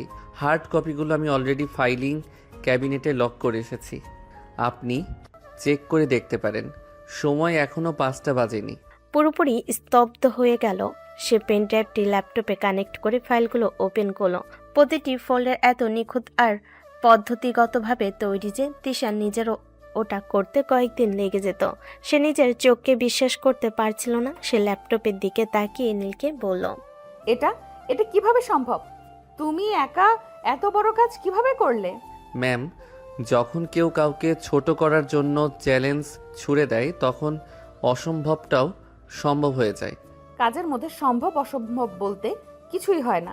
তা মানলাম, কিন্তু আপনি আমাকে অফিসের কর্মচারী হিসেবে খাটাতেন, আমার কোনো আপত্তি ছিল না। কিন্তু আপনি আমার আত্মসম্মানে আঘাত করার জন্য এই কাজটা দিয়েছিলেন। আর নীল তার আত্মসম্মান বাঁচাতে নিজের জান লড়িয়ে দিতে পারে। তুমি বড্ড বেশি কথা বলো নীল। কাজ হয়েছে ভালো কথা, এখন তুমি আসতে পারো। অফিসের সময় শেষ ম্যাম, চলুন এবার বাড়ি ফিরতে হবে। আপনি কি আপনার গাড়িতে আমাকে জায়গা দেবেন, নাকি ঘর জামাইকে আজকেও বাসে করে বাড়ি ফিরতে হবে? তিশা নীলের এই সোজাসুজি কথায় চরম অস্বস্তিতে পড়ে গেল। সের আগে নিজের ব্যাগটা টেনে নিয়ে কেবিন থেকে বেরিয়ে গেল। নীল একটি তৃপ্তির নিঃশ্বাস ফেলে পেছন পেছন চলল। তিশা গাড়ির পেছনের সিটে উঠে বসলো আর নীল ড্রাইভারের পাশে বসলো। লুকিং গ্লাস দিয়ে নীল বারবার তিশার দিকে তাকাচ্ছে আর মুচকি মুচকি হাসছে। তিশা আর চোখে তাকিয়েটা লক্ষ্য করলো এবং মনে মনে বলল, নিজেকে খুব বিশাল কিছু ভাবো, তাই না? ভাবা ভালো, কিন্তু প্রয়োজনের চেয়ে বেশি ভাবা ভালো নয়। বাড়িতে ফিরে তিশা নিজের রুমে গিয়ে ধপ করে বিছানায় বসে পড়ল। আজ সারাদিন সে নীলকে কোণঠাসা করতে চেয়েছিল, কিন্তু দিন শেষে নীলই তাকে টেক্কা দিয়ে গেল। ওদিকে নীল নিচে এসে জাফর চৌধুরীর সাথে দাবা খেলায় বসেছে। জাফর চৌধুরী নীলের চালে বারবার হেরে যাচ্ছেন আর হা হা করে হাসছেন। তুমি তো অলরাউন্ডার নীল, সব দিকে খুব মনোযোগ দাও। খেলতে খেলতে অনেক রাত হয়ে যায়। রাত বাড়ার পর সবাই রাতের খাবার খেয়ে নিল। খাবার টেবিলে তিশা একা খাবার খেলো এবং পুরো নিশ্চুপ ছিল। খেলা শেষে নীল এবং জাফর চৌধুরী একসাথে খাবার খেলো। খাওয়া শেষে নীল যখন ঘরে ফিরল, দেখলো তিশা বেলকুনিতে দাঁড়িয়ে আকাশের দিকে তাকিয়ে আছে আর ঠান্ডায় কিছুটা কাঁপছে। ঘরে এসিটা বেশ জোরে চলছে। নীলকে এসি রিমোট দিয়ে তাপমাত্রা কিছুটা বাড়িয়ে দিল। খচখচ শব্দে তিশা পেছনে তাকালো। তুমি আমার এসির টেম্পারেচার চেক করার সাহস কি করে পেলে? কারণ আপনি ঠান্ডায় কাঁপছেন ম্যাম, অথচ আপনার অহংকার আপনাকে এসি কমাতে দিচ্ছে না। আর একটা কথা, কালকে উইকেন্ড, অফিস বন্ধ। আশা করি কালকে বাড়িতে আপনি কোনো নতুন অ্যাসাইনমেন্ট তৈরি করে রাখেননি আমার জন্য। নীল, তুমি নিজেকে কি ভাবো বলো তো? তুমি ভেবেছো এই একটা কাজ করে তুমি আমাকে জিতে নিয়েছো? কখনোই না। কালকে আমার কিছু ফ্রেন্ডস এই বাড়িতে আসবে, তারা আমার সার্কেলের হাই সোসাইটির মানুষ। তাদের সামনে তুমি মুখ খুলবে না। ও আচ্ছা, যদি আমাকে কেউ কিছু জিজ্ঞেস করে? তুমি যে আমার জামাই এটা যেন কেউ না জানে। আমি তাদের বলবো তুমি বাবার দুঃসম্পর্কের কোনো ভাগ্নে যে এই বাড়িতে আশ্রিত হিসাবে আছে। তিশার এই নতুন চাল নীলের বুকে তীরের মতো বিঁধল। নিজের বিবাহিত স্বামীকে বন্ধুদের সামনে আশ্রিতা ভাগ্নে পরিচয় দেওয়ার এই হীন মানসিকতা নীলকে স্তব্ধ করে দিল। কিন্তু নীল দমে যাওয়ার পাত্র নয়। সে তিশার চোখের দিকে তাকিয়ে এক রহস্যময় হাসি হাসল। হাসি দিয়ে তিশাকে বলল, ঠিক আছে ম্যাম, কাল আপনার বন্ধুদের সামনে আমি আপনার কথা মতোই আশ্রিত সেজে থাকব। তবে মনে রাখবেন, নাটকের স্ক্রিপ্ট আপনি লিখলেও অভিনয়ের শেষ দৃশ্যটা কিন্তু আমি আমার মতো করেই সাজাবো। শুভরাত্রি সিনিয়র বউ। নীল সোফায় শুয়ে লাইটটা অফ করে দিল। ঘুটঘুটে অন্ধকারে তিশা দাঁড়িয়ে রইল। তার মনের ভেতর এক অজানা ভয় আর উত্তেজনা কাজ করতে লাগলো। কাল কি হতে চলেছে চৌধুরী ভিলাই? সে নীলের দিকে তাকিয়ে মনে মনে ভাবল, যদি নীল বলে ফেলে সে আমার বর, তাহলে আমার মান সম্মান কিছুই থাকবে না। এই ভাবতে ভাবতে তিশা খাটে গিয়ে শুয়ে পড়ে। কিন্তু তার মনের ভেতর অস্থিরতা কোনোভাবেই থামছে না। ছুটির দিনের সকালে তিশার কথা মতো আজ চৌধুরী বেলায় তার হাই সোসাইটির বন্ধুদের আসার কথা। সকাল থেকেই তিশা বেশ ব্যস্ত। সে নিজের জন্য একটা চমৎকার ডিজাইনার কুর্তি বেছে নিয়েছে আর ড্রয়িং রুমটা নিজের পছন্দ মতো সাজিয়েছে। তবে তার মূল চিন্তা ছিল নীলকে নিয়ে। নীল যদি তার বন্ধুদের সামনে হুট করে নিজেকে এবারে জামাই দাবি করে বসে তবে তিশার স্ট্যাটাস ধুলোয় মিশে যাবে। সে নিজে নিজে বিড়বিড় করে বলল, নীল যদি আমার উপর প্রতিশোধ নেওয়ার জন্য বলে ফেলে ও আমার বর, তাহলে আমার সব শেষ। এই ভাবতে ভাবতে তিশা ড্রয়িং রুমে এসে দেখল নীল সোফায় বসে শান্ত মনে একটা ম্যাগাজিন পড়ছে। আজ তার পরনে সাদা রঙের একটি ক্যাজুয়াল শার্ট আর ব্লু জিন্স। লুকে তাকে এতটাই হ্যান্ডসাম আর অভিজাত লাগছে যে কেউ তাকে এই বাড়ির মালিক ভেবে ভুল করতে পারে। তিশা নীলের সামনে এসে দাঁড়ালো। নীল, মনে আছে তো কাল রাতের কথা? আমার ফ্রেন্ডরা কিছুক্ষণের মধ্যেই চলে আসবে, ওদের সামনে ভুলেও মুখ ফসকানো যাবে না। তিশার মনে এই ভয় দেখে নীলের খুব ভালো লাগছে। সে ম্যাগাজিনের দিকে তাকিয়ে মনে মনে হাসছে। কিছুক্ষণ পর শান্ত গলায় নীল তিশাকে বলল, আপনি নিশ্চিন্ত থাকুন ম্যাম, আমি আমার সীমানা খুব ভালো করে জানি। আপনার কথা মতো আমি আজ এই বাড়ির একজন আশ্রিত মানুষ হয়ে থাকবো। আপনার বন্ধুদের সামনে নিজেকে আপনার স্বামী পরিচয় দেওয়ার কোনো শখ আমার নেই। নীলের এই তাচ্ছিল ভরা উত্তর তিশার মনে কেমন যেন একটা খটকা তৈরি করলো। নীল এত সহজে রাজি হয়ে গেল, কোনো প্রতিবাদ করলো না। তিশা আর কিছু বলার আগেই কলিং বেল বেজে উঠল। তিশার দরজা খুলতে তার 3 বান্ধবী রিয়া, সামিয়া আর নেহা ভিতরে ঢুকলো। তারা সবাই আধুনিক পোশাকে সজ্জিত এবং বেশ চঞ্চল। রিয়া দৌড়ে আগে তিশাকে জড়িয়ে ধরল এবং বলল, ও তিশা, কতদিন পর তোর বাসায় এলাম। তোর বাবা কেমন আছে রে? ওই দিন বললে আঙ্কেল নাকি খুবই অসুস্থ। এখন কিছুটা বেটার, বাবা এখন রুমে রেস্ট নিচ্ছেন। চলো সবাই ড্রয়িং রুমে বসো। তিশার বান্ধবীরা ড্রয়িং রুমে এসে সোফায় বসতেই সবার নজর গেল সেখানে বসে থাকা নীলের ওপর। বিশেষ করে রিয়ার চোখ যেন নীলের ওপর গিয়ে আটকে গেল। নীলের তীক্ষ্ণ চোখ, সুগঠিত চেহারা আর শান্ত ব্যক্তিত্ব প্রথম দেখাতে রিয়ার মন কেড়ে নিল। রিয়া তিশার কানের কাছে ফিসফিসিয়ে বলল, দোস্ত, এই হ্যান্ডসাম ক্রাশটা কে রে? তোর কোনো কাজিন? আগে তো কখনো দেখিনি। ও কেউ না, ও আসলে বাবার এক দূর সম্পর্কের ভাগ্নে, নাম নীল। গ্রামের বাড়ি থেকে এসেছে, এখন আমাদের এখানেই আশ্রিত হিসেবে থাকে আর আমাদের অফিসেই একটা ছোটখাটো চাকরি করে। ও আই সি। তিশা যখন নীলকে আশ্রিত এবং ছোটখাটো চাকরি বলে ছোট করছিল, নীল তখন মনে মনে হাসছিল। তিশা ভেবেছিল এতে নীল লজ্জে মাথা নিচু করবে, কিন্তু নীল সোফা থেকে উঠে দাঁড়িয়ে অত্যন্ত মার্জিতভাবে রিয়ার দিকে তাকিয়ে হাসলো এবং সবাইকে উদ্দেশ্য করে বলল, হ্যালো, আমি নীল। তিশা ঠিকই বলেছে, আমি এই বাড়িতেই থাকি। আপনাদের জন্য কি কফি পাঠাতে বলবো? নীলের এই সুন্দর হাসি দেখে রিয়া যেন পুরোপুরি কুপকাত হয়ে যায়। সে সাথে সাথে সোফা থেকে উঠে নীলের দিকে হাত বাড়িয়ে বলল, hi Neel, I am Riya.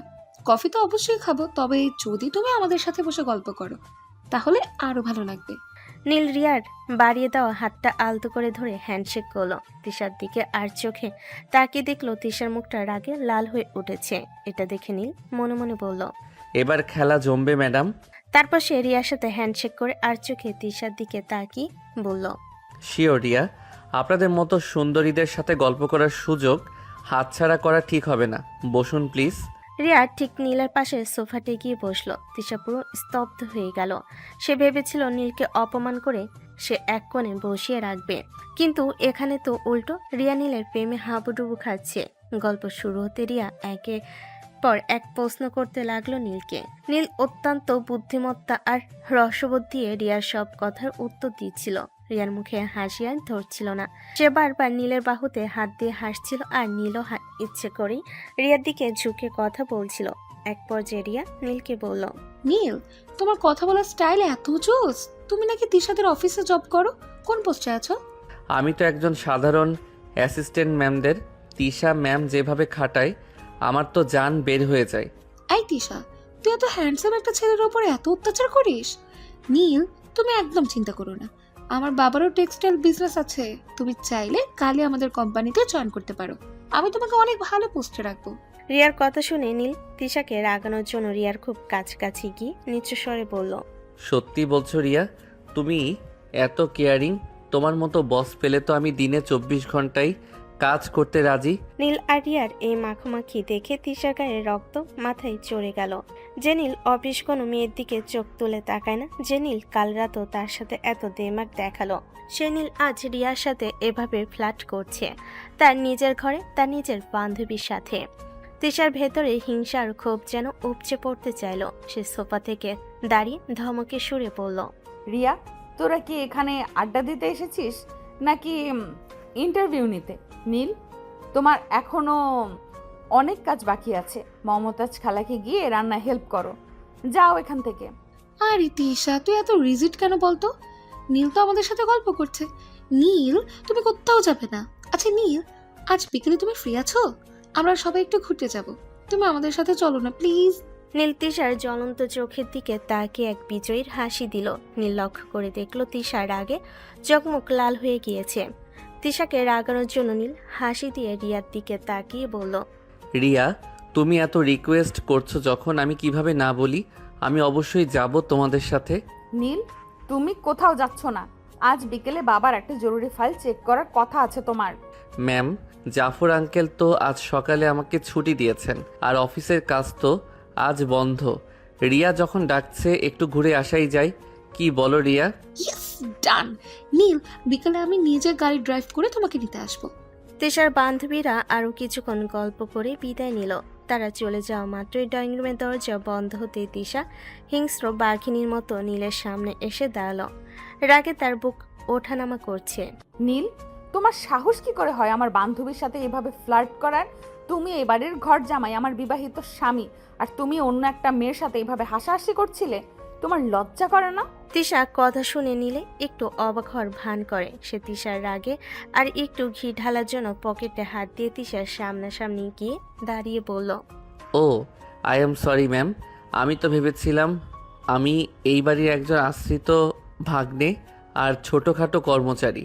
আপনি তো আপনার বন্ধুদের সামনে আমার এই পরিচয় দিলেন। তাহলে একজন আশ্রিত ছেলে যদি আপনার বান্ধবীর সাথে ডেটে যায়, তাতে আপনার এত জ্বলছে কেন ম্যাম? জ্বলবে কেন? আমার বান্ধবীর স্ট্যান্ডার্ড অনেক হাই। তোমার মতো একটা সস্তা ছেলের সাথে ও ঘুরবে, এটা ভাবলেই আমার কেমন যেন লাগছে। তাও ও আমার বেস্ট ফ্রেন্ড। নীল চোখে রোমান্টিক নেশা নিয়ে তিশার আরো কাছে এসে দাঁড়ালো। তিশার দিকে তাকিয়ে নীল সরাসরি গম্ভীর গলায় বলল, বান্ধবী বলে জ্বলছে নাকি আপনার বিবাহিত স্বামী অন্য কোনো মেয়ের দিকে তাকাচ্ছে বলে হিংসা হচ্ছে? সিনিয়র বউ, মনে রাখবেন ম্যাম, স্ক্রিপ্টটা আপনার ছিল, কিন্তু অভিনয়টা আমি আমার মতোই করছি। বিকেলে রিয়ার সাথে আমার লং ড্রাইভের জন্য দোয়া করবেন। নীল তিশাকে ওভাবে দাঁড় করিয়ে রেখে শেষ বাজাতে বাজাতে উপরে নিজের ঘরে চলে গেল। তিশা ড্রয়িং রুমে দাঁড়িয়ে রাগে নিজের চুল ছিঁড়তে চাইল। সে নীলকে ছোট করতে চেয়েছিল, কিন্তু নীল রিয়ার কাঁধে বন্দুক রেখে তিশার কলিজায় তীর মেরে দিল। তিশা মনে মনে বলল, নীল, তুমি রিয়ার সাথে লং ড্রাইভে যাবে? আমি কিছুতে এটা হতে দেব না। তুমি আমার স্বামী, অন্য কারণ নাও। দাঁড়াও, আমি দেখাচ্ছি মজা। দুপুর গড়িয়ে বিকেল হতে চলল। তিশা ঘরের পরিবেশটা তখন একটা যুদ্ধক্ষেত্রের মতো থমথমে। নীল আয়নার সামনে দাঁড়িয়ে চুলগুলো ছেট করছে। সে রিয়ার সাথে লং ড্রাইভে যাওয়ার জন্য একটা নেভি ব্লু পেলো শার্ট আর কালো গ্যাবার্ডিং প্যান্ট পরেছে। তাকে এত আকর্ষণীয় লাগছে যে তিশা বিছানায় বসে আর চোখে তা দেখে মনে মনে আরো বেশি জ্বলে পড়ে খাক হয়ে যাচ্ছিল। তিশা নিজের নখ কামড়াচ্ছে আর ভাবছে, কিভাবে এই ছেলেকে আটকানো যায়? নিজের মুখে বন্ধুদের কাছে ওকে বর বলে পরিচয় দিতে পারবো না, আমার এগোতে লাগবে। আবার ও রিয়ার সাথে ঘুরতে যাবে, রিয়ার হাত ধরবে, এটা ভাবলেই আমার দম বন্ধ হয়ে আসছে। ঠিক বিকেল 4:30টায় তিশার ফোনে স্ক্রিনটা আলো জ্বলে উঠল রিয়ার কল। তিশা ফোনটা রিসিভ করতে ওপাশ থেকে রিয়ার উচ্ছ্বাসিত গলা ভেসে এলো। রিয়া উচ্ছ্বাসিত কণ্ঠে তিশাকে বলল, হাই তিশা, আমি তোদের গেটের বাইরে গাড়ি নিয়ে চলে এসেছি রে। নীলকে একটু জলদি বের হতে বল। ও গড, আমি না ভীষণ এক্সাইটেড। তিশা রিয়ার উচ্ছ্বাসিত কণ্ঠ শুনে আরো প্রচন্ড পরিমাণে রেগে যায়। সে দাঁতে দাঁত চেপে গলার স্বর স্বাভাবিক রাখার চেষ্টা করে রিয়াকে বলল, হ্যাঁ রিয়া, ও রেডি হচ্ছে, তুই একটু দাঁড়া, আমি দেখছি। ফোন কেটে তিশা বাঘিনীর মতো খাটে দাঁড়িয়ে পড়ল। নীল যখন হাত ঘড়িটা কবজিতে বাঁধছিল, সে আয়নার প্রতিবিম্বে তিশাকে দেখে মুচকি হাসলো এবং তিশাকে বলল, রিয়া চলে এসেছে ম্যাম, আমি তাহলে আসি। বসের বান্ধবী বলে কথা, লেট করলে আবার ওনার মুড অফ হয়ে যেতে পারে। নীল যখন রুম থেকে বের হতে যাচ্ছিল, ঠিক তখনই নীলের সামনে এসে পথ আটকিয়ে দাঁড়ায় তিশা।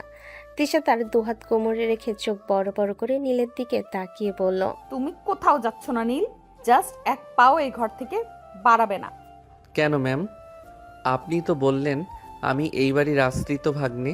একজন আশ্রিত ছেলে তার ছুটির দিনে কোনো মেয়ের সাথে ঘুরতে গেলে বাড়ির মালিকের মেয়ের এত আপত্তি কেন?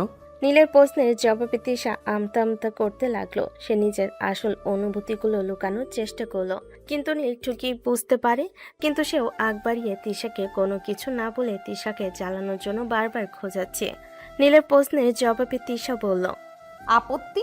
আপত্তি এই জন্যই যে রিয়া আমাদের ফ্যামিলির ফ্রেন্ড, ও অনেক বড় ঘরের মেয়ে, আর তুমি আমাদের অফিসের একজন সামান্য স্টাফ। এখানে স্টাফ ওই বা যেই হয়, ঘুরতে যেতে অসুবিধা কিসের? তুমি ওর সাথে ঘুরতে গেলে যদি কোনো অঘটন ঘটে বা তুমি যদি ওর সাথে কোনো অভদ্রতা করো, তবে আমাদের চৌধুরী পরিবারের মান সম্মান ধুলে মিশে যাবে। আমি আমার বান্ধবীর নিরাপত্তা নিয়ে রিস্ক নিতে পারি না। ও বাহ ম্যাম বাহ, আপনার বান্ধবীর নিরাপত্তার জন্য আপনার এই চিন্তা দেখে আমার চোখে জল চলে আসছে। কিন্তু রিয়া তো প্রাপ্তবয়স্ক, আরও নিজেই আমাকে ইনভাইট করেছে, তাই আপনার এই খোড়া অজুহাত কাজ করবে না। সরুন, আমার লেট হচ্ছে। নীল তিশাকে পাশ কাটিয়ে দরজার দিকে এগোতেই তিশা মরিয়া হয়ে উঠল। সে কোনো উপায় না পেয়ে হুট করে নিজের ডান পাটা খাটের কোণায় খাটের সাথে জোরে আঘাত করলো এবং আহ বলে চিৎকার করে ফ্লোরে বসে পড়ল। নীল দরজার লক খুলতে গিয়ে তিশার ব্যথার চিৎকার শুনে চমকে পেছনে ফিরল। সে দেখল তিশা তার পা চেপে ধরে ফ্লোরে বসে আছে এবং তার চোখ দিয়ে সত্যি সত্যি পানি পড়ছে। নীল তিশার এই যে তার অহংকার অপছন্দ করলো। মনের দিক থেকে সে অত্যন্ত দয়ালু। সে তিশাকে এভাবে ব্যথায় কুকড়ে যেতে দেখে আর স্থির থাকতে পারল না। সে দ্রুত রিয়ার কথা ভুলে তিশার সামনে হাঁটু গেড়ে বসলো। কি হলো আপনার? এভাবে পাটা কাঠের সাথে লাগালেন কেন? দেখি হাতটা সরান। অনেক জোরে লেগেছে নীল, আমি মনে হয় পা নাড়াতে পারছি না। উফ, মরে গেলাম। তুমি একটু বরফ নিয়ে এসো না প্লিজ। নীল তিশার পাটা আলতো করে নিজের হাতের উপর তুলে নিল। তিশা একটু কেঁপে উঠল। নীল তিশার গোড়ালিটা একটু ঘুরিয়ে দেখলো কোনো মচকানোর লক্ষণ আছে কিনা। তারপর সে তিশাকে বলল, কোনো হাড় তো ভাঙেনি ম্যাম, তবে প্রচণ্ড আঘাত লেগেছে। আপনি একটু বসুন, আমি ডক্টর সেনকে কল দিচ্ছি। আর মমতাজ খালাকে বলছি বরফ আনতে। না না, ডাক্তার ডাকতে হবে না, জাস্ট তুমি একটু বরফ এনে দাও আর আমার পাশে বসো। উফ, বড্ড ব্যথা করছে।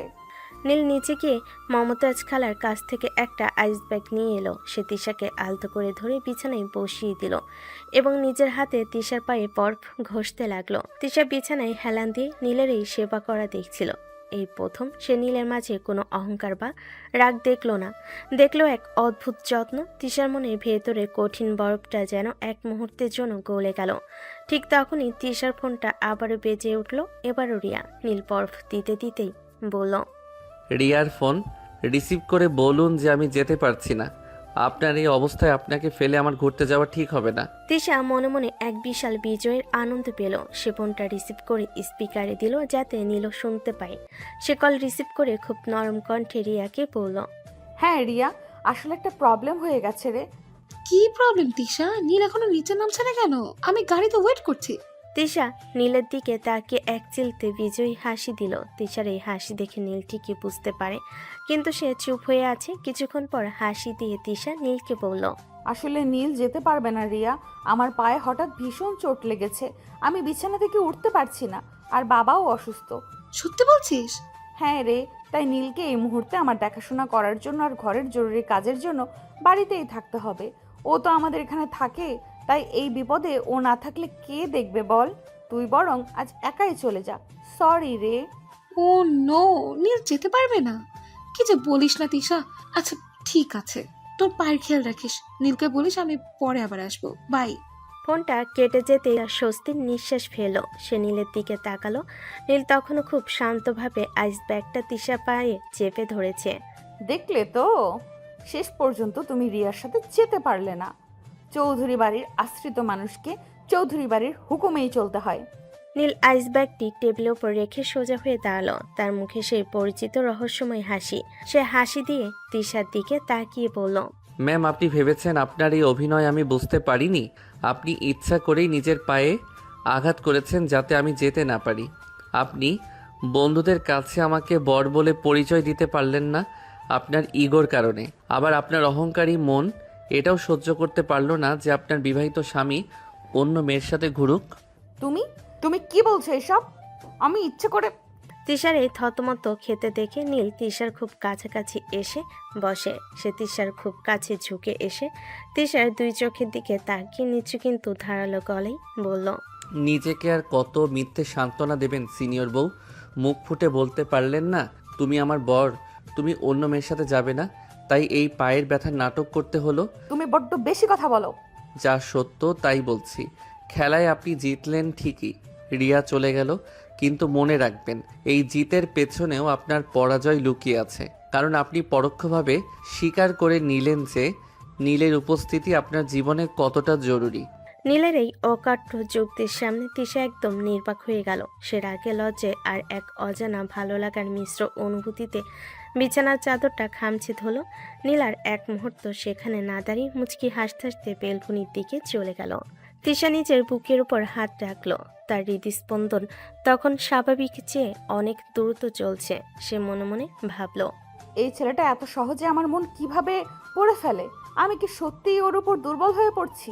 না, এটা হতে পারে না। বেলকনিতে দাঁড়িয়ে নীল রাতের আকাশের দিকে তাকিয়ে মৃদু মৃদু হাসছিল। সে খুব ভালো করে জানে তিশার ভেতরের অহংকারের দেওয়াল আজ একটু হলেও ফাটল ধরেছে। ওদিকে বিছানায় বসে তিশা এখন নিজের উপরই প্রচণ্ড রেগে যাচ্ছিল। সে মনে মনে ভাবল, কি ভেবেছে নিজেকে নীল? ও ভাবছে ও আমার মন পড়ে ফেলেছে। সামান্য একটা চাকরিজীবী ছেলে আমার দয়া এই বাড়িতে থাকছে আর ও আমাকে জাজ করে। তিশা চৌধুরী কারো সামনে মাথা নোয়াতে শেখেনি।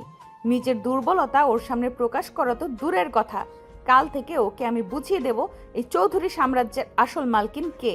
তিশা নিজের ভেতরে সব নরম অনুভূতিকে এক ঝটকে ঝেড়ে ফেলে আবার সেই চেনা কঠোর রূপটা ফিরিয়ে আনলো। সে গম্ভীর গলায় ডাকলো, নীল, তোমার নাটক করা শেষ হলে লাইটটি অফ করে সোফায় গিয়ে ঘুমাও। কাল সকালে অফিসে অনেক জরুরি কাজ আছে। অফিসের কথা এবং কাজের কথা আমি ভুলি না। আর হ্যাঁ, আগামীকাল থেকে অফিসে আমাদের সম্পর্কটা যেন আগের মতোই থাকে। ভুলেও যেন কালকের এই ঘটনার কোনো প্রভাব অফিসে না পড়ে। নীল বেলকনি থেকে রুমে ঢুকে লাইট অফ করতে করতে শান্ত গলায় তিশাকে বলল, আপনি নিশ্চিন্ত থাকুন ম্যাম, অফিসে আমি আপনার বাধ্য কর্মচারী থাকব। আপনি নিশ্চিন্তে ঘুমান। Good night. পরের দিন সকাল, নতুন সপ্তাহের দ্বিতীয় দিন। তিশা আজ ইচ্ছে করে নীলের আগে ঘুম থেকে উঠে রেডি হয়ে গেছে। সে একটা গাঢ় মেরুন রঙের ফর্মাল স্যুট পরেছে, চুলগুলো হাই পনিটেল করা। তার চোখে মুখে আজ এক অন্যরকম কাঠিন্য। সে নীলের দিকে একবারও না তাকিয়ে সোজা নিচে নেমে নিজের গাড়িতে করে অফিসের উদ্দেশ্যে রওনা দিল। সে নীলকে আজ একলা ফেলে এসেছে যাতে নীল বুঝতে পারে তার অবস্থানটা ঠিক কোথায়। নীল ঘুম থেকে উঠে তিশাকে না দেখে যখন নিচে নামলো, দেখলো তিশা ইতিমধ্যে চলে গেছে। জাফর চৌধুরী ডাইনিং টেবিলে বসে পেপার পড়ছিলেন। নীলকে দেখে তিনি বলেন, আরে নীল বাবা, তিশা নাকি আজ খুব ভোরেই অফিসে চলে গেছে, তোমরা যে আজ একসাথে গেলে না? না আঙ্কেল, ওনার হয়তো কোনো জরুরি মিটিং ছিল, আমি রিক্সা নিয়ে চলে যেতে পারবো, কোনো সমস্যা নেই, আপনি সাবধানে থাকবেন। নীল নাস্তা শেষ করে রেডি হয়ে অফিসের উদ্দেশ্যে রওনা হলো। সে অফিসে পৌঁছালো ঠিক 9:30টায়। সে গিয়ে নিজের ডেস্কে বসলো। নিজের ডেস্কে বসতে পিয়ন মজিদ মিয়া এসে তার টেবিলে এক বিশাল নতুন প্রজেক্টের ফাইল রাখলো। নীল স্যার, বড় ম্যাডাম বলেছেন এই নতুন কনস্ট্রাকশন প্রজেক্টের পুরো প্ল্যানিং আর বাজেট আজ লাঞ্চের আগে ওনার কেবিনে সাবমিট করতে হবে। ঠিক আছে, তোমার ম্যাম এখন কোথায়? উনি ওনার কেবিনে। তবে স্যার, ম্যাম আজ সকাল থেকেই কেমন যেন রেগে আছেন স্যার, একটু সাবধানে কাজ করবেন। মজিদ মিয়ার কথা শুনে নীল ফাইলের দিকে তাকিয়ে মুচকি হাসলো। সে বুঝলো এটা তিশা নিজের দুর্বলতা ঢাকার নতুন অস্ত্র। সে মজিদ মিয়াকে আর কোনো প্রশ্ন না করে বলল, ঠিক আছে মজিদ মিয়া, তুমি যাও। মজিদ মিয়া চলে যাওয়ার পর নীল ফাইলের স্তূপগুলো এক একে শেষ করেছে। একের পর এক নতুন কনস্ট্রাকশন প্রজেক্টের ফাইলগুলো দেখছে। ফাইলগুলো দেখতে দেখতে নীল মনে মনে হাসি দিয়ে বলল, তোমার দুর্বলতা লুকানোর জন্য তুমি যত কিছুই করো না কেন, আমি ঠিক তোমার চোখের ভাষা বুঝতে পারি। দুপুর 12:30 তিশা তার কেবিনে বসে কম্পিউটারে কাজ করছিল, কিন্তু তার মন বারবার ঘড়ির দিকে যাচ্ছিল। সে ভাবছিল আজ সকালে নীলকে একা ফেলে আসাই এবং এত বড় কাজের চাপ দেওয়ায় নীল নিশ্চয়ই ক্ষোভে ফুঁসছে। আজ সে নীলের শান্ত ভাবটা একদম ভেঙে চূর্ণ করে দেবে। ঠিক তখনই দরজায় টোকা পড়ল। নীল ভেতরে ঢুকলো, তার হাতে প্রজেক্টের ফাইল। নীলের মুখে কোনো রাগ বা ক্লান্তির চিহ্ন নেই, বরং সে বরাবরের মতোই স্বাভাবিক। ম্যাম, আপনার দেওয়া কনস্ট্রাকশন প্রজেক্টের বাজেট আর লেবার কস্টের পুরো হিসেব নিখুঁতভাবে রেডি করা হয়েছে। এই নিন ফাইল। তিশা ফাইল হাতে নিয়ে দেখা শুরু করে। ফাইলের পাতা উল্টাতে উল্টাতে কঠোর গলায় নীলকে বলল, এত তাড়াতাড়ি করেছো যখন নিশ্চয়ই অনেক ভুল আছে। মিস্টার নীল, তুমি আজকাল কাজে ফাঁকি দিচ্ছ। কালকে ছুটির দিনে ফালতু কাজে সময় নষ্ট না করে যদি এগুলো দেখতে, তবে আজ আরো ভালো আউটপুট আসতো। ম্যাম, কালকে ছুটির দিনে আমি কার পেছনে সময় নষ্ট করেছি সেটা তো আপনার চেয়ে ভালো আর কেউ জানে না। আপনার পায়ের ব্যথার জন্য। নীলের মুখে সত্য কথা শুনে তিশা কিছুক্ষণ চুপ করে রইল। তারপর সে রাগ দেখানোর ভান করে চোখ রাঙিয়ে নীলের দিকে তাকালো এবং টেবিল চাপড়ে দাঁড়িয়ে নীলকে বলল, নীল, জাস্ট শাট আপ। আমি তোমাকে কাল রাতেই ওয়ার্নিং দিয়েছিলাম, অফিসের ভেতরের ঘরের কোনো কথা আসবে না। কিন্তু আমি যা বলেছি সত্য বলেছি। আর হ্যাঁ, আমার পা মচকে ছিল কিনা সেটা আমার ব্যক্তিগত ব্যাপার। তোমার মতো একজন কর্মচারীর থেকে আমার চরিত্রের সার্টিফিকেট নেওয়ার প্রয়োজন নেই। নিজের লিমিট ক্রস করবে না। তিশার এই রুদ্রমূর্তি দেখো বিন্দুমাত্র বিচলিত হলো না। সে সোজা হয়ে দাঁড়িয়ে তিশার চোখের দিকে তাকিয়ে বলল, আমি আমার লিমিটেই আছি ম্যাম। কাজের ফাইলটা চেক করে দেখুন, যদি একটাও ভুল বের করতে পারেন তবে বস হিসেবে আপনি আমাকে যে কোনো শাস্তি দিতে পারেন। তিশা রাগ সামলে ফাইলে চোখ বুলালো, কিন্তু তার রাগ যেন আরো বেড়ে গেল, কারণ ফাইলে একটা সুতোর মতো ফুলও নীল রাখেনি। হিসাব এবং প্ল্যানিং দুটোই অসাধারণ। তিশা নিজের পরাজয় ঢাকতে ফাইলটা ধপ করে টেবিলের উপর ছুঁড়ে রাখলো। তারপর নীলের কাজের প্রশংসা না করে তিশা বলল, ঠিক আছে, কাজ হয়েছে, এইবার তুমি যেতে পারো। তিশা চলে যেতে বলার সাথে সাথে নীল যখন চলে যাচ্ছিল ঠিক তখনই তিশা আবার নীলকে ডাক দিয়ে বলল, আর শোনো, আজ রাতে আমাদের ক্লায়েন্ট মিস্টার জামানের সাথে একটা বিজনেস ডিনার আছে। বাবা আজ আমাদের দুজনকে একসাথে সেখানে উপস্থিত থাকতে বলেছেন। তুমি ঠিক সন্ধ্যা 7টায় রেডি থাকবে। শিওর ম্যাম, আমি বাসায় গিয়ে রেডি হয়ে সময় মতো ওখানে পৌঁছে যাব। কিন্তু আপনি কি অফিস থেকেই চলে যাবেন? সেটা পরে দেখা যাবে, তুমি এখন আসতে পারো। অফিস শেষ করে তিশা আজ নিজের থেকে নীলকে ডেকে তার নিজের গাড়িতে ওঠালো। নীল মুচকি এসে গাড়িতে উঠে বসে। বাসায় ফিরে তারা দুজন একসাথে রুমে চলে যায়। কিছুক্ষণ পর তারা যখন রেডি হয়ে নিচে নেমে আসলো তখন জাফর চৌধুরী তাদের দুজনকে একসাথে দেখে খুশি হয়ে বলেন, বাহ, আজ তোমাদের দেখে একদম রাজারানীর মতো লাগছে। দোয়া করি আল্লাহ সবসময় তোমাদের ভালো রাখুক। দৃশ্য পরিবর্তন। রাত 8টা। অভিজাত রেস্তোরাঁ। শহরের একটি 5 স্টার রেস্তোরাঁয় বিজনেস ডিনারের আয়োজন করা হয়েছে। তিশা একটি জমকালো কালো শাড়ি পরে এসেছে আর নীল পরেছে ব্ল্যাক ব্লেজার আর সাদা শার্ট। দুজনকে একসাথে দেখতে দারুণ লাগছিল। ক্লায়েন্ট মিস্টার জামান অত্যন্ত রসিক মানুষ। ডিনার চলাকালীন তিনি ব্যবসার পাশাপাশি তাদের ব্যক্তিগত জীবন নিয়ে কথা তুলেন। জাফর চৌধুরী আগেই ওনাকে নীল ও তিশার বিয়ের কথা জানিয়ে রেখেছিলেন। নীল সাহেব, আপনার কাজের প্রশংসা তো জাফর সাহেবের মুখে সবসময়ই শোনে, তবে আজ আপনাদের দুজনকে একসাথে দেখে বুঝলাম জাফর সাহেবের চয়েস আসলেই চমৎকার। জামান সাহেবের কথা শুনে ইরা নীলের দিকে তাকিয়ে হালকা হাসি দিল। জামান সাহেব আরও বলেন, তা বিয়ের পর নতুন জীবন কেমন কাটছে আপনাদের? তিশামা তো অফিসে বড্ড কড়া বস, বাড়িতে কেমন? মিস্টার জামানের এই প্রশ্নে তিশার গলার খাবারটা যেন আটকে গেল। সে অত্যন্ত নার্ভাস হয়ে পড়ল। সে ভয় পাচ্ছিল নীল যদি এখন মিস্টার জামানের সামনে তাদের বাড়ির অশান্তি বা ঘর জামাই থাকার সত্যের কথা বলে দেয়, তবে তার সব সম্মান শেষ। তিশা আর চোখে নীলের দিকে তাকালো। তার চোখে এখন এক প্রকার আকুতি। দয়া করে এখানে কিছু বলো না। নীল তিশা সেই চাহনি দেখলো। সে তিশাকে সবার সামনে ছোট করতে চায় না। নীল মিস্টার জামানের দিকে তাকিয়ে এক অমায়িক হাসি হাসলো এবং তিশার সম্পর্কে নীল বলা শুরু করে, মিস্টার জামান, অফিসের তিশা চৌধুরী আর বাড়ির তিশার মধ্যে আকাশ পাতাল তফাৎ। অফিসে উনি যতটা কঠোর, নিজের পরিবারের প্রতি ওনার দায়িত্ববোধ এবং কেয়ারিং মানসিকতা ততটাই প্রশংসনীয়। তিশা আপনার প্রতি যে দায়িত্ববান বললেন, আর বাবাকে কি এই অসুস্থ অবস্থায় আগেই আগলে রেখে? আঙ্কেলের শরীর খারাপ হলে উনি যেভাবে আগলে রাখেন তা সত্যি দেখার মতো। আমি ওনাকে স্ত্রী হিসেবে পেয়ে নিজেকে ভাগ্যবানই মনে করি। নীলের মুখে নিজের এত সুন্দর প্রশংসা শুনে তিশা পুরোপুরি স্তব্ধ হয়ে গেল। যে ছেলেটাকে সে সকাল বিকাল অপমান করে সেই ছেলেটা অন্য মানুষের সামনে তার সম্মান এতটা উঁচুতে তুলে ধরল। তিশা নিজের চোখ সরিয়ে নিল। তার বুকের ভেতরটা কেমন যেন তোলপাড় করে উঠল, কিন্তু সে কিছুতেই নিজের এই আবেগ নীলের সামনে প্রকাশ হতে দেবে না। সে মুখে এক কৃত্রিম হাসি টেনে বলল, ধন্যবাদ আঙ্কেল। নীল আসলে একটু বেশিই প্রশংসা করছে। ও নিজেও ঘর আর অফিস দুটোই খুব ভালো সামলায়। ডিনার শেষ করে তারা যখন গাড়িতে করে চৌধুরী ভিলাই ফিরছিল, গাড়ির ভেতরে পরিবেশটা ছিল সম্পূর্ণ নীরব। গাড়ি ড্রাইভ করছিল ড্রাইভার। তিশা জানালার বাইরে তাকিয়েছিল, কিন্তু তার মনের ভেতরে ঝড় থামছিল না। সে ভাবছিল, নীল কেন এমন করলো? ও তো চাইলেই মিস্টার জামানের সামনে আমার অহংকারের কথা বলে আমাকে লজ্জিত করতে পারতো। ও কেন আমার সম্মান বাঁচালো? বাড়িতে পৌঁছে তারা যখন নিজেদের রুমে ঢুকলো, দরজা বন্ধ হতে তিশা আর নিজেকে ধরে রাখতে পারল না।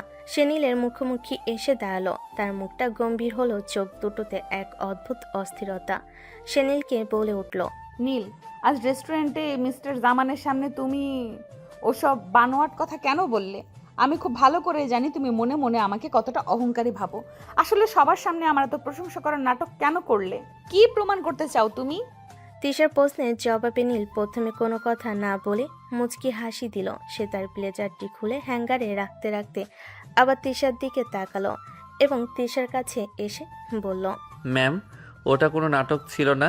আমি আপনাকে যতই অপছন্দ করি না কেন, আপনি আমার বিবাহিতা স্ত্রী, আর বাইরের মানুষের সামনে নিজের স্ত্রীর সম্মান রক্ষা করা প্রতিটা প্রকৃত পুরুষের দায়িত্ব। আমি আমার বাবার দেওয়া শিক্ষা ভুলিনি, আর আপনি যা ভাবছেন তা নয়। আমি কোনো প্রমাণ দিতে চাইনি। নীলের কথা শুনে তিশা কিছুটা দুর্বল হয়ে পড়ে, কিন্তু সে তার দুর্বলতা নীলের সামনে প্রকাশ করতে রাজি নয়। নিজের দুর্বলতা একদম চেপে গিয়ে তিশার গলার স্বর শক্ত করার ভান করে বলল, তোমার এই মহানুভবতা আমার সামনে দেখানোর চেষ্টা করবে না নীল। তুমি আমার সম্মান বাঁচিয়েছো, তার মানে এই নয় যে আমি তোমার উপর গলে গেছি। আমি কি সেটা বলেছি? আমার কাছে তুমি যা ছিলে তাই আছো, এই বাড়ির একজন ঘর জামাই আর আমার অফিসের জুনিয়র, ব্যাস। তিশা হনহন করে ওয়াশরুমের দিকে চলে গেল। নীল শুধু দীর্ঘশ্বাস ফেলে হাসলো। সে ঠিক বুঝতে পেরেছে তিশার মনের ভেতর কি চলছে। সে মনে মনে বলল, ম্যাডাম, আপনি মুখে যতই বিষ ঢালুন না কেন, আপনার চোখ কিন্তু আপনার মনের অস্থিরতা লুকিয়ে রাখতে পারছে না। নিজের দুর্বলতা আপনি যতই থাকুন, এই জেদের দেওয়ালে আমি একদিন আপনাকে সত্যিটা স্বীকার করিয়েই ছাড়ব। মিস্টার জামানের সাথে সে বিজনেস ডিনারের পর থেকে তিশার মনের ভেতর একটা অদ্ভুত পরিবর্তন এসেছে। সে মনে মনে এটা স্বীকার করতে বাধ্য হয়েছে যে নীল 8-10টা সাধারণ সুযোগ সন্ধানী ছেলের মতো নয়। নীল যদি চাইতো তবে সবার সামনে তাকে অপমান করতে পারত, কিন্তু সে তিশার সম্মানকে নিজের সম্মান ভেবে আগলে রেখেছে। তাই তিশা মনে মনে সিদ্ধান্ত নিয়ে বলল, আমি নীলকে আর কখনো কর্মক্ষেত্রে বা ব্যক্তিগত জীবনে বড় কোনো বিপদে বা ফাঁদে ফেলার চেষ্টা করব না। কিন্তু তাই বলে তিশা চৌধুরী এত সহজে নিজের অহংকারের রাজমুকুট মাথা থেকে নামিয়ে দেবে? কখনোই না। সে তার রাগ আর বসের ইমেজ ধরে রাখতে নীলকে বিভিন্ন অজুহাতে শাসন করা এবং কড়া হুকুমের উপর রাখার সিদ্ধান্ত নিল। পরের দিন সকালে নীল যখন ডাইনিং টেবিলে এসে বসলো, দেখলো তিশা ইতিমধ্যে চায়ের কাপ হাতে বসে আছে। আজ তার চোখমুখ কোনো মারমুখী ভাব নেই, তবে এক চরম কৃতিত্ববাদী ভাব স্পষ্ট। তিশা চায়ের কাপটা টেবিলে একটু শব্দ করে নামিয়ে রেখে নীলকে বলল, নীল, তোমার ঘড়িতে এখন কয়টা বাজে? 7:45। 8টার মধ্যে আমাদের গাড়ি স্টার্ট দেওয়ার কথা। তোমার এখনো নাস্তা খাওয়া শেষ হলো না? ঘর জামাই হয়েছে বলে কি নবাবী চাল চলছো নাকি? ম্যাম, এখনও 8টা বাজতে 15 মিনিট বাকি, আর আমার খাওয়া প্রায় শেষ। আপনি এত হাইপার হচ্ছেন কেন? আমি হাইপার হচ্ছি না, আমি তোমাকে ডিসিপ্লিন শেখাচ্ছি। এই বাড়িতে থাকতে হলে আমার নিয়ম মেনে চলতে হবে। নাস্তা শেষ করে 2 মিনিটের মধ্যে গাড়িতে আসবে। 1 সেকেন্ড দেরি হলে আমি গাড়ি নিয়ে চলে যাব। নীল কিছু না বলে দ্রুত নাস্তা শেষ করে গাড়িতে গিয়ে বসলো। গাড়িতে ওঠার পর তিশার শাসনের পালা শেষ হলো না। সে ফাইল দেখতে দেখতে ড্রাইভারকে উদ্দেশ্য করে বলল, কামাল মিয়া, গাড়ি একটু জোরে চালাও, আজ একটু তাড়াতাড়ি অফিসে পৌঁছাতে হবে। ঠিক আছে ম্যাডাম। আর শোনো নীল, আজ অফিসে আইটি ডিপার্টমেন্টের একটা প্রেজেন্টেশন আছে। তুমি সেখানে শুধু দর্শক হিসেবে থাকবে না, প্রতিটা স্লাইডের খুঁটাখুঁটি নোট নেবে এবং মিটিং শেষে আধা ঘন্টার মধ্যে সেই নোটস আমার টেবিলে চাই। কোনো এক্সকিউজ আমি শুনবো না। শিওর ম্যাম, বসের অর্ডার অক্ষরে অক্ষরে পালন করা হবে। অফিসে পৌঁছানোর পর থেকেই তিশা যেন এক কড়া বসের রূপ নিল। সে সারাদিন নীলকে তটস্থ রাখার জন্য ছোটখাটো বিষয়ে শাসন করতে লাগলো। দুপুরবেলা নীল যখন নিজের ডেস্কে বসে এক কাপ কফি খাচ্ছিল, তিশা নিজের কেবিন থেকে বেরিয়ে এসে সবার সামনে নীলের টেবিলের সামনে দাঁড়ালো। ও হাত দুটো বুকের উপর ভাঁজ করা, মুখে চরম গাম্ভীর্য। নীলের দিকে তাকিয়ে সে বলল, মিস্টার নীল, এটা অফিস, কোনো আড্ডাবাজি করার জায়গা নয়। এখনো লাঞ্চের সময় হয়নি আর আপনি কফি কাপ হাতে নিয়ে রিল্যাক্স করছেন। আপনার ডেস্কের বামের ফাইলগুলো এখনো গোছানো হয়নি কেন? নীল চারপাশের সহকর্মীদের আর চোখে তাকানো দেখে একটু অস্বস্তিতে পড়ল, তবে নিজের শান্তভাব বজায় রেখে তিশাকে বলল, ম্যাম, ফাইলগুলো অলরেডি প্রসেস করা শেষ, জাস্ট ক্যাটাগরি অনুযায়ী সাজিয়ে রাখছি। আর কফিটা আমি কাজ করতে করতেই খাচ্ছিলাম। কাজ করতে করতে কফি খাওয়া আমাদের অফিসে কোনো ডেকোরামের বাইরে। নেক্সট টাইম যেন আমি কোনো স্টাফের টেবিলে কাজের সময় কফির কাপ না দেখি। ফাইলগুলো এক্ষুনি গুছিয়ে আমার কেবিনে নিয়ে এসো। তিশা হনহন করে নিজের কেবিনে ঢুকে গেল। অফিসের অন্য কর্মচারীরা নীলের দিকে সহানুভূতির চোখে তাকালো। মজিদ মিয়া ফিস ফিস করে নীলকে বলল, নীল স্যার, বড় ম্যাডামের আজ কি হয়েছে বলুন তো? সামান্য কফি খাওয়ার জন্য সবার সামনে এইভাবে শাসালো। নীল একটু হাসলো। সে খুব ভালো করে বোঝে তিশা আসলে সবার সামনে এটা প্রমাণ করতে চাইছে যে নীলের ওপর তার পূর্ণ নিয়ন্ত্রণ আছে। তিশা তাকে বিপদে ফেলছে না, কিন্তু কথায় কথায় শাসিয়ে নিজের দুর্বলতা ঢাকার আপ্রাণ চেষ্টা করছে। বিকেলবেলা নীল ফাইল নিয়ে তিশার কেবিনে গেল। রুমে আর কেউ ছিল না। নীল ফাইলটা টেবিলের ওপর রেখে তিশার একদম মুখোমুখি দাঁড়ালো। ম্যাম, আপনার কি মনে হয় না আজ অফিসের সবার সামনে আপনি আমাকে একটু বেশিই শাসালেন? সামান্য কফি খাওয়ার জন্য ওভাবে কথা না বললেও চলতো। আমি এই কোম্পানির সিইও নীল। কাকে কখন কিভাবে শাসন করতে হবে সেটা আমাকে শেখাতে এসো না। তুমি আমার বর হতে পারো ঘরে, কিন্তু অফিসে তুমি আমার কর্মচারী। আর আমি চাই না কেউ ভাবুক যে তুমি স্পেশাল কোনো প্রিভিলেজ পাচ্ছ। তোমাকে শাসনে রাখা আমার দায়িত্ব। তিশার কথা শুনে নীল টেবিলের ওপর দু হাত রেখে একটু ঝুঁকে এলো। তিশার চোখের দিকে তাকিয়ে নীল খুব নিচু স্বরে তিশাকে বলল, ও, তার মানে আপনি স্বীকার করছেন যে ঘরে আমি আপনার বর আর স্পেশাল প্রিভিলেজ। ম্যাম, আপনি আমাকে বিপদে ফেলার চেষ্টা আর করছেন না। এটাই তো আমার জন্য সবচেয়ে বড় প্রিভিলেজ। সব কিছু একটু বেশি বোঝো তুমি। আপনি মুখে যতই রাগ দেখান না কেন, এই শাসনের আড়ালে আপনার এক অদ্ভুত অধিকার বোধ লুকিয়ে আছে, যে আমি খুব ভালো করেই টের পাচ্ছি। তিশা নীলের এত কাছের উপস্থিতি, তার ধারালো কথায় তিশার বুকটা ধক করে উঠল। সে আমতা আমতা করে নিজের ফাইল দিয়ে মুখ আড়াল করার চেষ্টা করলো এবং তার দিকে তাকিয়ে তিশা আমতা আমতা করতে করতে নীলকে বলল, তুমি বড্ড বেশি কথা বলো নীল। নিজের সীমানায় থাকো, যাও এখান থেকে। রাতে বাড়িতে ফেরার পরও তিশার এই শাসনের ধারা অব্যাহত রইল। ডিনার টেবিলে জাফর চৌধুরীও উপস্থিত ছিলেন। নীল যখন নিজের প্লেটে একটু বেশি করে মাংসের ঝোল নিতে গেল, তিশা সাথে সাথে ওর হাত থেকে চামচটা কেড়ে নিল এবং কড়া গলায় বলল, নীল, একদম নয়। রাতে এত রিচ খাবার খাওয়া স্বাস্থ্যের জন্য ক্ষতিকর। তুমি শুধু ডাল আর সবজি নিয়ে ভাত খাবে। আর বাবা, তুমিও ওকে বেশি মাথায় তোলো না। এই বয়সেই যদি ও নিজের ওজনের খেয়াল না রাখে তবে পরে অসুস্থ হয়ে পড়বে। আরে মা তিশা, নীল তো ইয়াং ছেলে, ও একটু আধটু খেতেই পারে। তুই তো দেখছি একদম কড়া হেডমিস্ট্রেস হয়ে উঠছিস। বাবা, আমি ওর ভালোর জন্যই বলছি। এই বাড়িতে আমার কথাই শেষ কথা। নীল, তুমি সবজি দিয়ে খাও। ঠিক আছে আঙ্কেল। সিনিয়র বউ যখন এত ভালোবেসে থরি এত কড়া শাসনে রাখছে, তখন ওনার কথা অমান্য করার সাহস আমার নেই। আমি সবজি দিয়েই খাচ্ছি। নীলের মুখের ভালোবেসে শব্দটা শুনে তিশার গালে যেন হালকা লালের আভা ছড়িয়ে পড়ল। সে তাড়াতাড়ি নিজের প্লেটের দিকে চোখ নামিয়ে নিল। খাবার শেষ করে নীল যখন রুমে গেল, সে বিছানা ঠিক করতে করতে দেখলো তিশা আলমারি থেকে তার কালকে পরার জন্য শার্ট প্যান্ট বের করে বিছানায় ছুঁড়ে মারল এবং কোমরে হাত দিয়ে দাঁড়িয়ে বলল, কালকে এই পোশাকটা পরে অফিসে যাবে। আর শোনো, কাল সকাল 7টার মধ্যে আমার ব্ল্যাক কফি যেন আমার টেবিলে রেডি থাকে। মমতাজ খালা নয়, তুমি নিজে বানিয়ে আনবে। আর কিছু? আর রাতে ঘুমানোর আগে ব্যালকনির দরজাটা ঠিকমতো লক করবে। কোনো কাজে যেন গাফিলতি না দেখি। নীল বিছানা ছেড়ে উঠে তিশার একদম কাছাকাছি এসে দাঁড়ালো। তিশা দুপা পিছিয়ে যেতে চাইল, কিন্তু নীল ওর হাতটা আলতো করে ধরে ফেলো এবং খুব রোমান্টিক ভাব নিয়ে বলল, ম্যাম, সারাদিন অফিসে বসের মতো হুকুম করলেন, বাড়িতে এসেও জামাই বলে শাসালেন, খাবারের টেবিলে চামচ কেড়ে নিলেন, আর এখন কালকের পোশাকও ঠিক করে দিচ্ছেন। এই যে প্রতিটা মুহূর্তে আমাকে নিয়ে আপনার এত চিন্তা, এত শাসন, এটাকে কি বলে ম্যাম? রাগ নাকি অন্য কিছু? তিশা হাতটা ছাড়ানোর চেষ্টা করে, কিন্তু নীলের চোখে তীব্র চাহনি নিজের সব অহংকার হারিয়ে ফেলার ভয়ে গলাস্বর কাঁপিয়ে উঠল এবং নিচু গলায় নীলকে বলল, এটা আমার শাসন নীল, কারণ আমি তোমাকে পারফেক্ট দেখতে চাই, এর বাইরে আর কিচ্ছু না। হাত ছাড়ো আমার। কিছুক্ষণ পর নীল আলতো করে তিশার হাতটি ছেড়ে দিয়ে ওর দিকে তাকিয়ে মৃদু হাসলো। তারপর সে তার শোয়ার জন্য সোফার দিকে এগিয়ে যেতে যেতে বলল, ঠিক আছে ম্যাম, আপনার এই মিষ্টি শাসন আমি মাথা পেতে নিলাম। কাল সকাল 7টায় ব্ল্যাক কফি আপনার টেবিলে পৌঁছে যাবে। শুভরাত্রি আমার করা সিও বউ। নীল সোফায় শুয়ে লাইট অফ করে দিল। তিশা বিছানায় শুয়ে অন্ধকারের দিকে তাকিয়ে রইল। সে নীলকে শাসাতে চেয়েছিল ঠিকই, কিন্তু দিন শেষে নীল তার প্রতিটা শাসনকেই এক অদ্ভুত ভালোবাসায় রূপান্তর করে দিচ্ছে।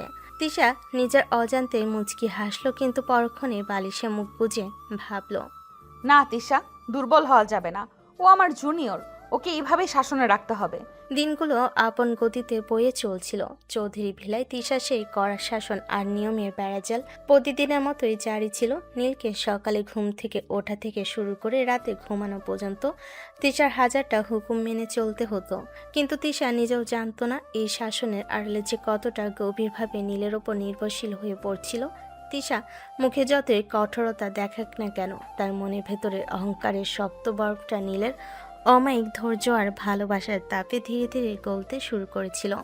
একদিন তিশা তার ড্রেসিং টেবিলের সামনে বসে মাথা আঁচড়াচ্ছিল। তখনই সে আয়নায় তার প্রতিচ্ছবি দেখে মনে মনে ভাবল, কেন নীলের প্রতি আমি এত দুর্বল হয়ে যাচ্ছি? একদিন রাতে আচমকা এক ঝড়ো হাওয়া আর প্রলয়ঙ্কারী বজ্রপাতের শব্দে পুরো ঢাকা শহর কেঁপে উঠল। সেই সাথে চৌধুরী ভিলার বিদ্যুৎ চলে গেল, চারিদিকে ঘুটঘুটে অন্ধকারে ডুবে গেল। তিশা ছোটবেলা থেকে বজ্রপাত আর অন্ধকারকে প্রচণ্ড ভয় পায়। খাটের উপর বসে সে ভয়ে কাঁপতে লাগলো এবং নিজের অজান্তেই চিৎকার করে উঠল, নীল, তুমি কোথায়? নীল, প্লিজ এদিকে এসো, আমার খুব ভয় করছে। সোফায় শুয়ে থাকা নীল তিশার ভয়ার্ত কণ্ঠ শুনে এক মুহূর্ত দেরি করল না। সে ফোনের ফ্ল্যাশ লাইটটা জ্বালিয়ে দ্রুত খাটের পাশে এসে বসলো। সে দেখলো তিশা ভয়ে দুহাত দিয়ে কান চেপে ধরে কাঁপছে। নীল আর কোনো নিয়ম বা সীমার কথা ভাবল না। সে আলতো করে তিশার কাঁধে হাত রাখলো। তিশা যেন এক পরম আশ্রয় খুঁজে পেল। সে মুহূর্তের মধ্যে নীলকে শক্ত করে জড়িয়ে ধরল এবং তার বুকের মধ্যে মুখ লুকালো। শান্ত হন ম্যাম। না ম্যাম নয়, শান্ত হও তিশা, আমি এখানেই আছি, তোমার কিচ্ছু হবে না, জাস্ট রিল্যাক্স। তিশা ভয়ে নীলের বুক পকেটটা খামচে ধরে। কিছুক্ষণ পর সে নিজে থেকেই চোখ বন্ধ করে কানে ভেজা গলায় বলতে শুরু করে, প্লিজ নীল, আমাকে ছেড়ে যেও না, আমি আর পারছি না। আমি মুখে যতই রাগ দেখাই না কেন, আমি আসলে খুব একা। আমার এই অহংকার, এই জেদ সব আসলে একটা মুখোশ। আমি তোমাকে হারাতে চাই না নীল, আমি তোমাকে ভালোবেসে ফেলেছি। ঘুটঘুটে অন্ধকারে তিশার এই আশঙ্কিক ভালোবাসার স্বীকারোক্তি নীলের বুকের এক মধুর আলোড়ন সৃষ্টি করল। এতদিনের অবহেলা, অপমান আর কড়া শাসনের ক্লান্তি যেন এই একটি বাক্যে মুছে গেল। নীল তিশার মুখটা আলতো করে নিজের হাতের মুঠোয় নিল। ফোনে আপচে আলোয় সে দেখল তিশার চোখে তখন কোনো বসের অহংকার নেই, আছে শুধু একজন প্রেমিকা স্ত্রীর আকুলতা। আমি তো প্রথম দিন থেকেই তোমার এই ভালোবাসার খাঁচায় আটকে আছি সিনিয়র বউ। আমি জানতাম তোমার এই রাগ আর শাসনের আড়ালে একটা নিষ্পাপ মন আছে।